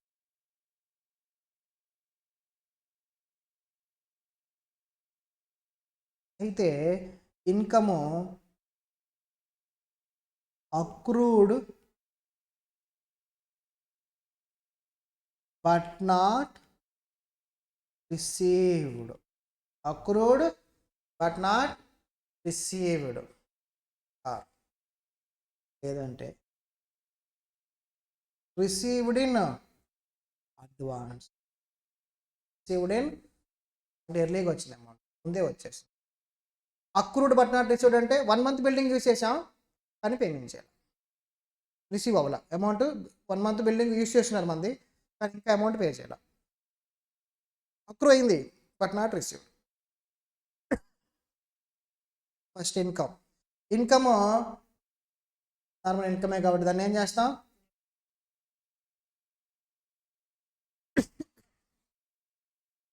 Accrued but not received, ఫ్యూచర్లో నీకు వస్తుంది క్యాష్, ఫ్యూచర్లో వచ్చింది అని అంటే దాన్ని ఏంటమ్మా అసెట్ని ఏం చేస్తాం రిసీవ్డ్ ఇన్ అడ్వాన్స్, ఎర్లీగా వచ్చింది, ముందే వచ్చేసింది, ముందే వచ్చిందంటే ఫ్యూచర్లో నువ్వు రీపే చేయాలి. Repayment maybe in the form of providing the service or return the cash, ఏదైనా కావచ్చు. పేమెంట్ అంటే నువ్వు క్యాష్లోనే చేయాలని నేను కాదు, సర్వీస్ రూపంలో బెనిఫిట్స్ రూపంలో కూడా ఇవ్వచ్చు. ఖచ్చితంగా నీ మీద అయితే రెస్పాన్సిబిలిటీ ఉంది, ఏదో రూపంలో రిపేర్ చేయాలి. కాబట్టి ఫ్యూచర్ కదా, కాబట్టి అదేంటమ్మా లైబిలిటీ. లైబిలిటీస్ని ఏం చేస్తాం, ఓకేనా? కదా ఇప్పుడు రాస్తున్నారా, నోట్ చేస్తున్నారు అందరూ? క్యాపిటల్ అయిపోయింది, ఎక్స్పెండిచర్ అయిపోయింది, ఇన్కమ్ అయిపోయింది, లైబిలిటీ అయిపోయింది, ఏముంది అసెట్ కూడా అయిపోయింది. అన్నీ అయిపోయాయి, అన్ని పాయింట్స్ కవర్ అయ్యాయా? దాన్ని మిస్ అయ్యాయి. క్యాపిటల్ చేసాం ఫస్ట్ దాంట్లోనే, తర్వాత ఎక్స్పెండిచర్ చేసాం, ఇన్కమ్ చూసాం, అసెట్ చూసాం, లైబిలిటీ కవర్ అయ్యాయి మీకు.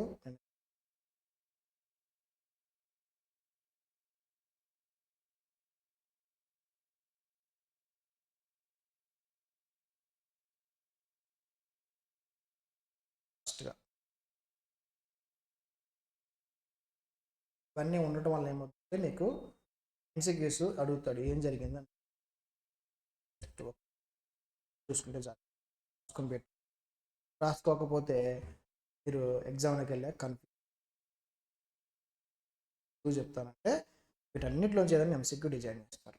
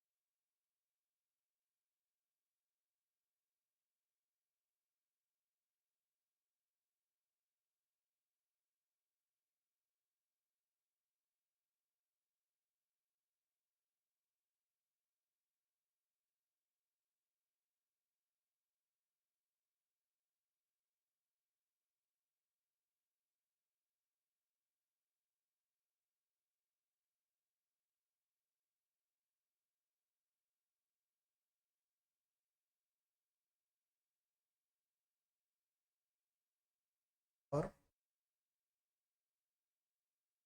కింద మేడం ఉంటారు, కింద మేడం దగ్గర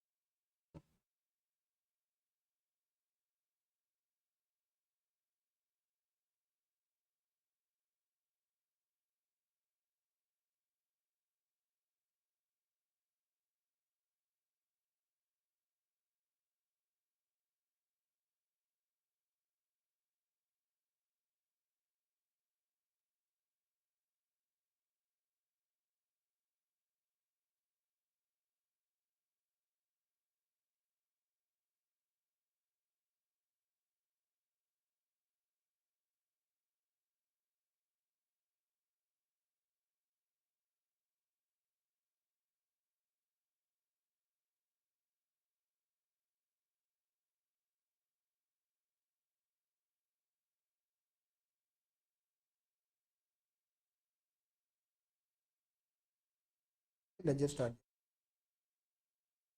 ట్రయల్ బ్యాలెన్స్ అంటే I will start with cash book. Subject books చెప్పుకో. సబ్జెక్ట్ బుక్స్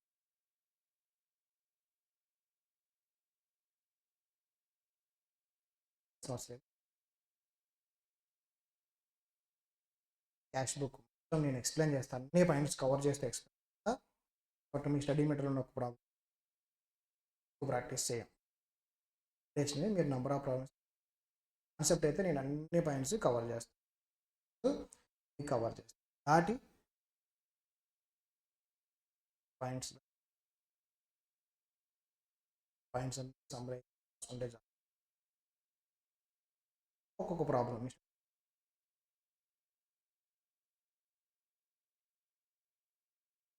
అలాగా వన్స్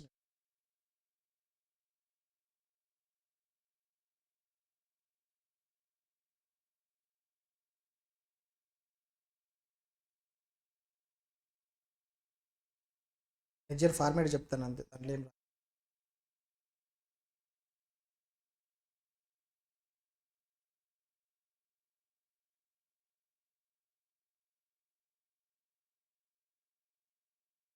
ఏది రాసిన రాయిపోయినా చార్ట్స్ రాసుకోండి.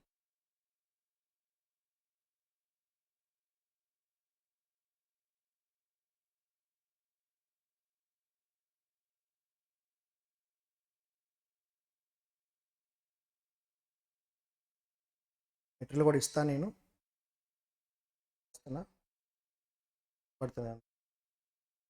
రైటింగ్ తెలుసుగా, ఈ రైటింగ్లోకి రావాలంటే అది చాలా టైం.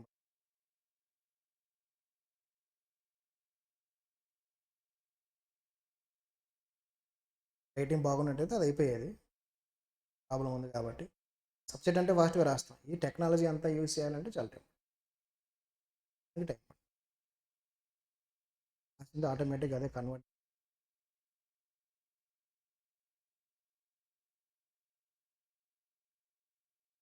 చేస్తున్నా.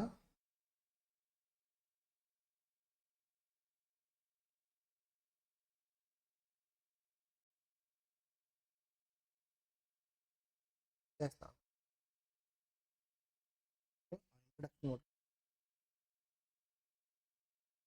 అది మెయిన్ మెటీరియల్ ఎక్స్ట్రా ఇచ్చే మెటీరియల్ మీకు పీడిఎఫ్.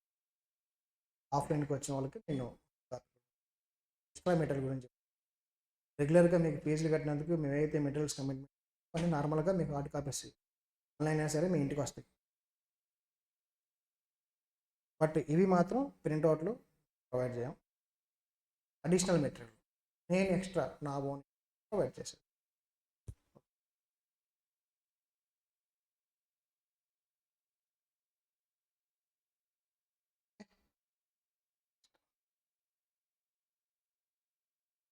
లెడ్జర్ ఫార్మేట్ మీకు అంతా తెలిసిందే, ఫాస్ట్గా ఫార్మేట్ క్లోజ్ చేద్దాం.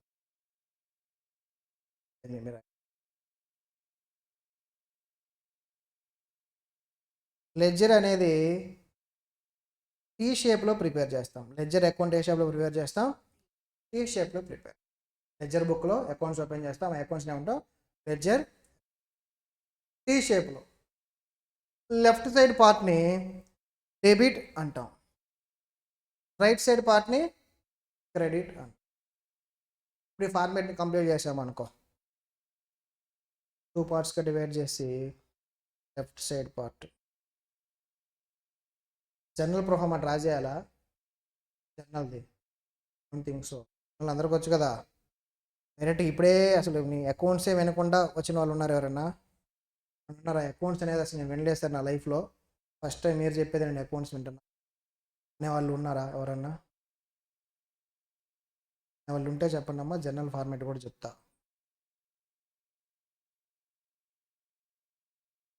బోర్ కొడుతుందండి కొన్ని నేను బోర్ కొడుతుంది, ఫార్మాట్ నుంచి నేర్చుకుంటాం సరే.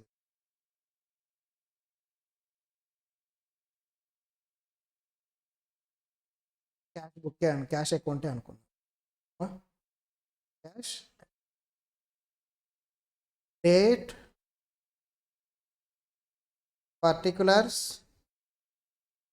ఏమని రాస్తాం ఇక్కడ? జేఎఫ్ అంటే జర్నల్ అమౌంట్, డేట్,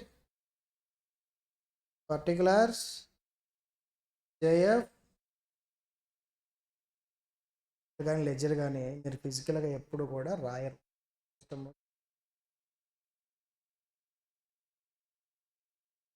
కానీ జనరల్ రాకుండా లెజర్ అర్థం కాదు.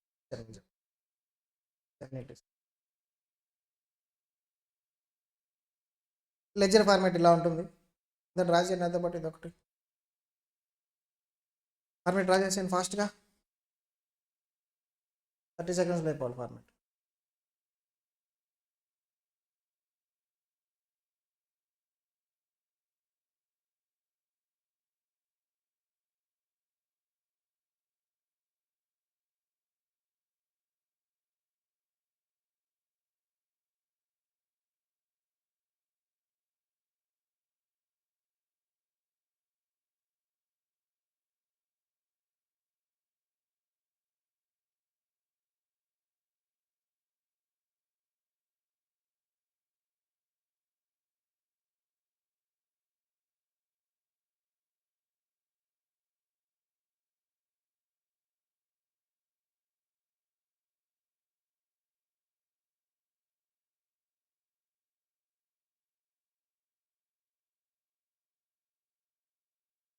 ఇప్పుడే మీ రిజల్ట్స్ ఫౌండేషన్ చేశారు. మేము చెక్ చేయరు, డేట్ కూడా చూసుకోలేదా? రిజల్ట్స్ మీద అంత నమ్మకం?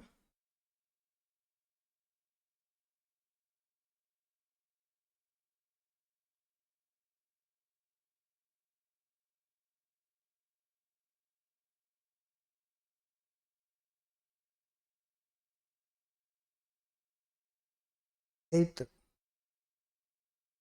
జనవరి మీ రిజల్ట్స్. ఎగ్జామ్ నోటిఫికేషన్లో ఇస్తారమ్మా డేట్ కూడా. ఎగ్జామ్ నోటిఫికేషన్లో మీ డేట్ ఉంటుంది. 8th జనవరి అంటే 7th ఇస్తాడు. 8th నుంచి 8th రిజల్ట్స్ చూసుకో. ఏ ఫౌండేషన్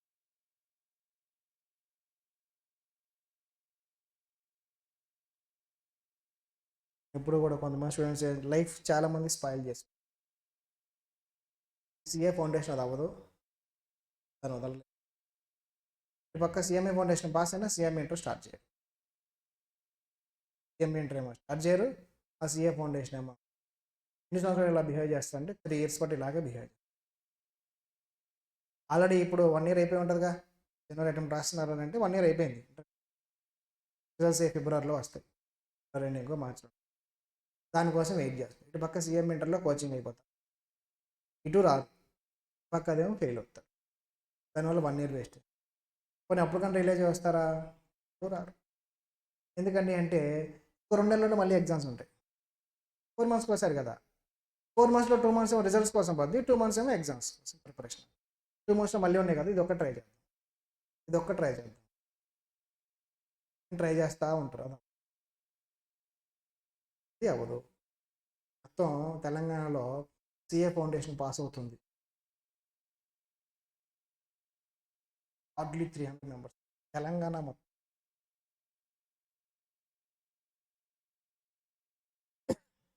అంటే వాళ్ళు హైదరాబాద్లో ఉండొచ్చు, బయట కూడా ఉండొచ్చు కదా, ఆంధ్రాలో కూడా ఉంటారు కదా. ఇక్కడ వాళ్ళు ఇక్కడ వెళ్ళి అక్కడ.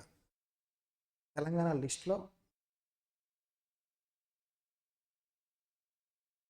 ఆంధ్రాలో ఇంకా తక్కువ, ఎందుకంటే వీళ్ళు అటు తెలంగాణ ఓవరాల్గా ఫాలో ఫౌండేషన్ సిఏ ఫౌండేషన్ గురించి చెప్తున్నా. స్టూడెంట్స్ అటెంప్ట్కి ఎంతమంది అండి అంటే గట్టిగా 300 members కంచి ఇట్లా 2 states కలిపి. మెయిన్ చదువుకునే రోజుల్లో సిఎంఏ ఫౌండేషన్ ఇప్పుడు ఎలా పాస్ అవుతున్నారు అలా పాస్ అయ్యేవాళ్ళు సిఏ ఫౌండేషన్. ఇప్పుడు ఎంసీక్యూస్ అన్ని ఎంసీక్యూసే, 1 day ఎగ్జామ్ మొత్తం. సిఎంఏ లాగా సేమ్ అదే, నెగిటివ్ మార్కింగ్ ఉంటుంది కానీ పాస్ అయిపోయారు. అందరు సీఎం ఇంటర్కి వచ్చేసేవాళ్ళు, 100 మందికి వచ్చిన వాళ్ళు, క్లాస్ రూమ్ ఖాళీ లేకుండా. ఇప్పుడు ఏమవుతుంది, ఫౌండేషనే పాస్. ఎక్కడి నుంచి వస్తారు సిఏ ఇంటర్? నేను CA inter batches already final వరకు ఫీజులు కడతారు కదా, అక్కడ వర్కౌట్ అవుతున్నాయి. ఫీజులు ముందు వసూలు చేస్తారు ఇంటర్మీడియట్లోనే కూర్చోబెట్టి పేరెంట్స్ని కూర్చోబెట్టి మీ అమ్మాయి మీద నమ్మకం లేదా నీకు, ఫైనల్ దాకా ఫీజు కట్టు, అబ్బాయి మీద నమ్మకం లేదా నీకు చెప్పి రెచ్చగొడతారు. మా అమ్మాయి మీద నాకు నమ్మకం. సిఏ ఏముంది, చిన్న కోర్స్ అది, ఈజీగా అయిపోద్ది. ఏమని చెప్పేది, మీరు ఎక్స్పీరియన్స్ అవ్వలేదమ్మా, కొంతమంది అవుతారమ్మా, సైడ్ ఎక్కువ ఉంటుంది, ఎక్కడ కూడా ఉంది అవి, ఫైనల్ దాకా ఫీజు కట్టించేస్తారు. అయిపోలా ఫౌండేషన్ పాస్ అయ్యి మళ్ళీ ఇంటర్ వేసినప్పుడు మళ్ళీ కొత్త ఫీజులు వస్తాయి, ఫీజులు ఉంటాయి, వేరే విషయం ఉంది, అంత వసూలు చేస్తారు.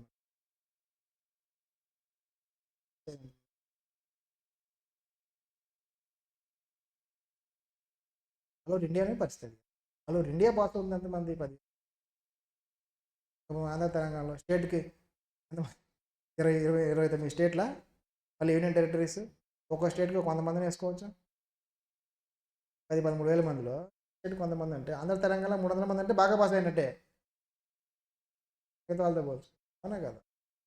ఎలా ఉంది చెప్పారు, దాని మీద కూర్చొని మనం, నేను వద్దనట్లా, నువ్వు పాసా వెళ్ళను, గుడ్, వెరీ గుడ్, 2 సార్లు ట్రై చేసావు, 3 సార్లు ట్రై చేసావు, ఇంకొద్దు, టైం వేస్ట్ చేసుకోవద్దు, చాలా ఇలాగే 2 ఏళ్ళు ట్రై చేసి 3 ఏళ్ళు ట్రై చేశాక నేను ఏం తిరిగి ఏమీ ఉండదు.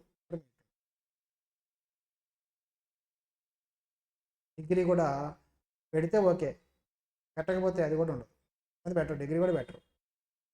నమ్మకం ఏంటంటే సిఏ ఫౌండేషన్ పాస్ అవుతాం అంటే పోనీ ఫస్ట్ అటెంప్ట్ రిలీజ్ చేయాలి, సెకండ్ అటెంప్ట్ రిలీజ్ అయ్యారా, అప్పుడు కూడా బెటర్. కేసెస్ ఇలాగా చివరికి వాళ్ళు 2 years 3 years చూసుకుంటే ఏముంటుంది అని ఇంటర్మీడియట్తో జాబ్లు వస్తాయి ఇప్పుడు, అలా ఉన్నారు.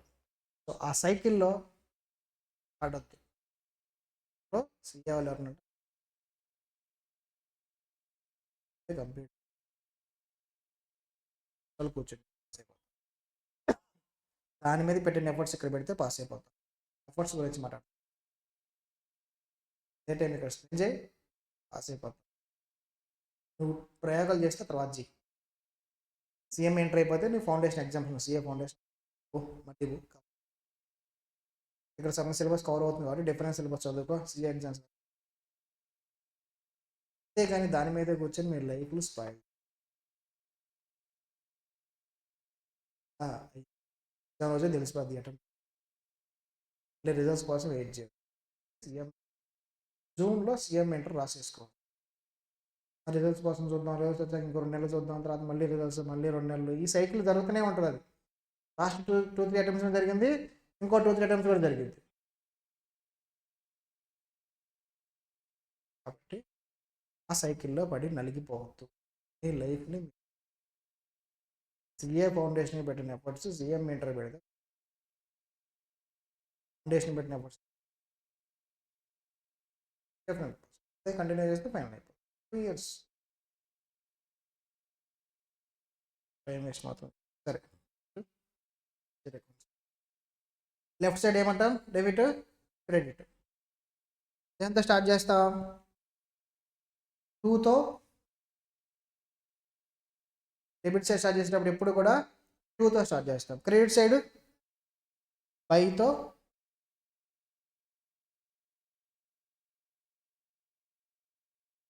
క్యాష్ సేల్స్ అనుకోండి, cash account debit to sales account, దీన్ని పోస్టింగ్ చేయాలి. ఓన్లీ క్యాష్ అకౌంట్ గురించి చెప్తాను. ఈచ్ జనరల్ ఎంట్రీకి మినిమం 2 అకౌంట్స్ ఓపెన్ చేస్తాం, ఒకటి క్యాష్ అకౌంట్, 2 సేల్స్. సో ఇప్పుడు క్యాష్ అకౌంట్ ఎలా పోస్టింగ్ చేయాలంటే, ఇక్కడ క్యాష్ డెబిట్ అయిందిగా జనరల్లో, సో నువ్వు క్యాష్ అకౌంట్ ఓపెన్ చేసి క్యాష్ అకౌంట్లో నువ్వు డెబిట్ చేయాలి. ఏమని రాయాలి, క్యాష్ అని రాస్తామా, క్యాష్ అకౌంట్లో క్యాష్ ఎప్పుడు రాకూడదు, సేల్స్ అకౌంట్లో సేల్స్ ఎప్పుడు రాకూడదు, ఏ అకౌంట్లో ఆ నేమ్ ఎప్పుడు యూస్ చేయాలి, ఓకేనా. సో క్యాష్ కాదు రాసేది, టు సేల్స్ అకౌంట్ అని రా. మరి సేల్స్ అకౌంట్ ఓపెన్ చేసాం అనుకో ఫుల్ ఫార్మేట్ తోటి, సేల్స్ ఇక్కడ ఏం చేసాం, క్రెడిట్ చేసాం కాబట్టి బై క్యాష్ అకౌంట్ అని రా. ఏమైందా పోస్టింగ్ ఎలా చేస్తాం అనేది, అలాగా పోస్టింగ్స్ అనేవి చేసుకుంటూ వెళ్ళిపోతాం, డెబిట్లు క్రెడిట్లు చేసుకుంటాం. అయిపోయాక పోస్టింగ్స్ అన్నీ అయిపోయాక బోత్ సైడ్స్లో ఎటు సైడ్ టోటల్ హైయర్ అమౌంట్ ఉందో చెక్ చేసుకోవాలి. ఇప్పుడు చూడండి ఓన్లీ ఒకటే ట్రాన్సాక్షన్ ఉంది. ఎటు సైడ్ ఉంది హైయర్ అమౌంట్, డెబిట్ సైడ్ ఉంది. సో డెబిట్ సైడ్ కాబట్టి డెబిట్ సైడ్ ఫస్ట్ టోటల్ చేయాలి. ఈ టోటల్ అమౌంట్ని ఆపోజిట్ సైడ్ తీసుకొని రావాలి. డిఫరెన్స్ ఫైండ్ అవుట్ చేయాలి. 5 lakhs మైనస్ 0, క్రెడిట్ సైడ్ ఏం లేవుగా, ఏమైనా ఉంటే మైనస్ అమౌంట్ చేస్తే మీకు డిఫరెన్స్ అమౌంట్ వచ్చింది. దీన్ని ఏమంటారండి అంటే క్లోజింగ్ బ్యాలెన్స్ అంటాం. బై బ్యాలెన్స్ బైడి బ్యాలెన్స్ ఇవ్వడి క్లోజింగ్ బ్యాలెన్స్. ఆ క్లోజింగ్ బ్యాలెన్స్ ఏం చేస్తామండి అంటే నెక్స్ట్ పీరియడ్కి ఓపెనింగ్ బ్యాలెన్స్ కింద రాస్తాం. టు బ్యాలెన్స్ బే బైడి ఇంత. మీరు అకౌంట్ అసెట్ బ్యాలెన్స్ ఎంత ఉంది, అకౌంట్ బ్యాలెన్స్ ఎంత ఉంది అంటే ఓపెనింగ్ బ్యాలెన్స్ చూసి చెప్పాలి, అంతేగాని క్లోజింగ్ బ్యాలెన్స్ చూసి కాదు. ఓపెనింగ్ బ్యాలెన్స్ ఎంత, ఒక అకౌంట్ బ్యాలెన్స్ ఎంత అంటే ఓపెనింగ్ బ్యాలెన్స్ చెప్పాలి, not the closing balance. Carry forward broad down చేసుకొని చెప్పాలి. అర్థమైందా? క్లియర్? ఈ ప్రాసెస్ని ఏమంటారండి అంటే బ్యాలెన్సింగ్ అంటాం. లెడ్జర్ అకౌంట్ విల్ బి ఓకేనా. సో దిస్ ఈజ్ లెడ్జర్, ఇంతే.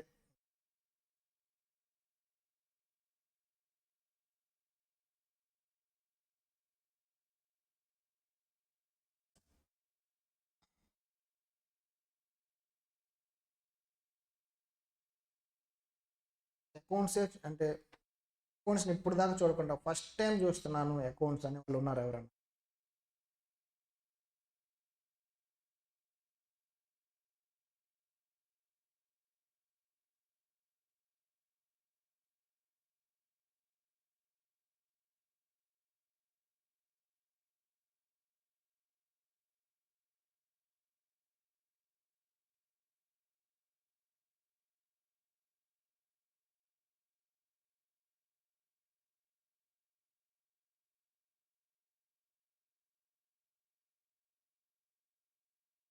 ఫస్ట్ టైం చూసారు ఎవరు లేరుగా?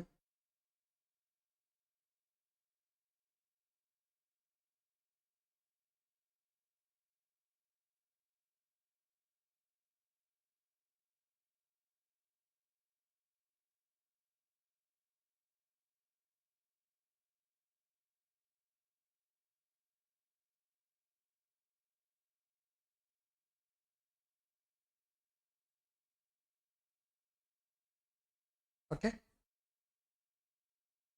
ఇక లెడ్జర్ అకౌంట్స్ అన్ని బ్యాలెన్సింగ్ చేసి లెడ్జర్ అకౌంట్స్ బ్యాలెన్స్ చేసిన మనం అన్ని సమరైజ్ చేసి ఒక స్టేట్మెంట్లా ప్రిపేర్ చేస్తాం. ఆ స్టేట్మెంట్ ఏమంటారండి అంటే ట్రయల్ ట్రయల్ ట్రయల్ బ్యాలెన్స్ ఎలా ప్రిపేర్ చేస్తాం? Simple format, particulars debit credit. It is a statement, ఎలాగైనా రాసుకోవచ్చు. ట్రయల్ డెబిట్ స్టేట్మెంట్ కాబట్టి యాజ్ ఆన్ అంటాం. As on 31st March 2025. As on అంటే ఆ పర్టికులర్ డేట్కి ఆ బ్యాలెన్సెస్ పొజిషన్ ఏంటి అని తెలుస్తుంది. ఆ పర్టికులర్ డేట్కి యాజ్ ఆన్ 31st Marchన నా అకౌంట్స్ బ్యాలెన్స్ స్టేటస్ ఏంటి, ఇలాగా పోస్టింగ్స్ అన్నీ చేసుకుంటూ వచ్చేస్తాం. పోస్టింగ్స్ అన్నీ చేసుకుంటా వచ్చి చివరికి ఏం చేస్తామంటే ట్రయల్ బ్యాలెన్స్ని టాలీ చేస్తాం. ఏం చేస్తాం?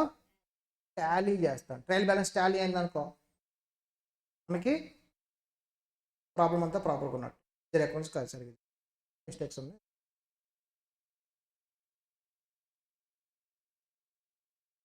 ఇక్కడ ఏముందంటే ఫస్ట్ సపోజ్ ఇటు సైడ్ 1 lakh ఉంది, ఇటు సైడ్ ఏమో 90,000 ఉంది. 90,000. ఇప్పుడు నేను టోటల్ చేశా, టాలీ అవుతుందంటే టాలీ అవ్వట్లా. సో నేనేం చేస్తా, సేమ్ ప్రాసెస్, హైయర్ అమౌంట్ తీసుకుంటా, డిఫరెన్స్ అమౌంట్ రాస్తా.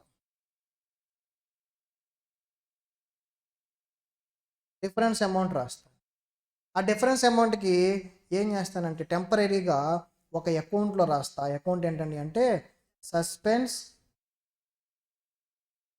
మీకు అన్ని లెడ్జర్ అకౌంట్స్ అనేవి జర్నల్ నుంచి వస్తాయి. ఒక సస్పెన్స్ అకౌంటే ట్రయల్ బ్యాలెన్స్ నుంచి లెడ్జర్కి వెళ్తుంది. సస్పెన్స్ అకౌంట్ ట్రయల్ బ్యాలెన్స్లో జనరేట్ అవుద్ది. ట్రయల్ బ్యాలెన్స్ నుంచి లెడ్జర్లో ఓపెన్ చేసుకుంటాం అకౌంట్. ఇంకా any other ledger accounts will be opened through journal. Journal base చేసుకుని మనం లెడ్జర్ అకౌంట్స్.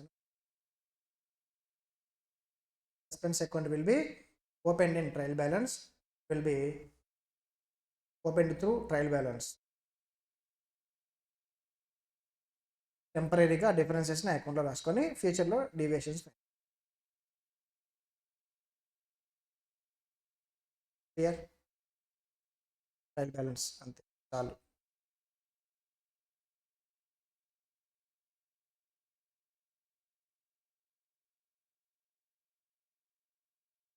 ఇది మీకు బేసిక్ ఇంట్రడక్షన్. ఇప్పుడు మీరు జర్నల్ కానీ లెడ్జర్ కానీ ట్రయల్ బ్యాలెన్స్ ప్రిపేర్ చేయగలరుగా, రాయగలరుగా, దాని బేసిస్ ఎంట్రీ అకౌంట్ ఓపెన్ చేయగలరుగా, ట్రయల్ బ్యాలెన్స్ ప్రిపేర్ చేయగలరుగా, అండర్స్టాండింగ్ వచ్చిందిగా. కాబట్టి మండే ఏం చేద్దాం, సబ్సిడరీ చేస్తాడు. Cash book is a part of subsidiary book. Subsidiary books hardly take 20 minutes. Introduction చెప్పారంటే 4 subject. Cash book will take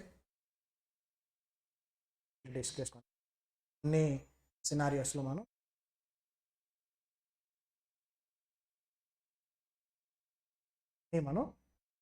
detail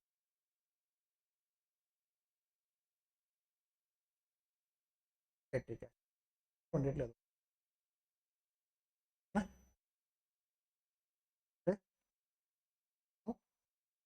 అంటే start with cash book. Don't miss 7 marks question వస్తుంది. Last అటెంప్ట్లో BRS వచ్చింది కాబట్టి ఈ అటెంప్ట్లో cash book వచ్చే chances ఎక్కువ.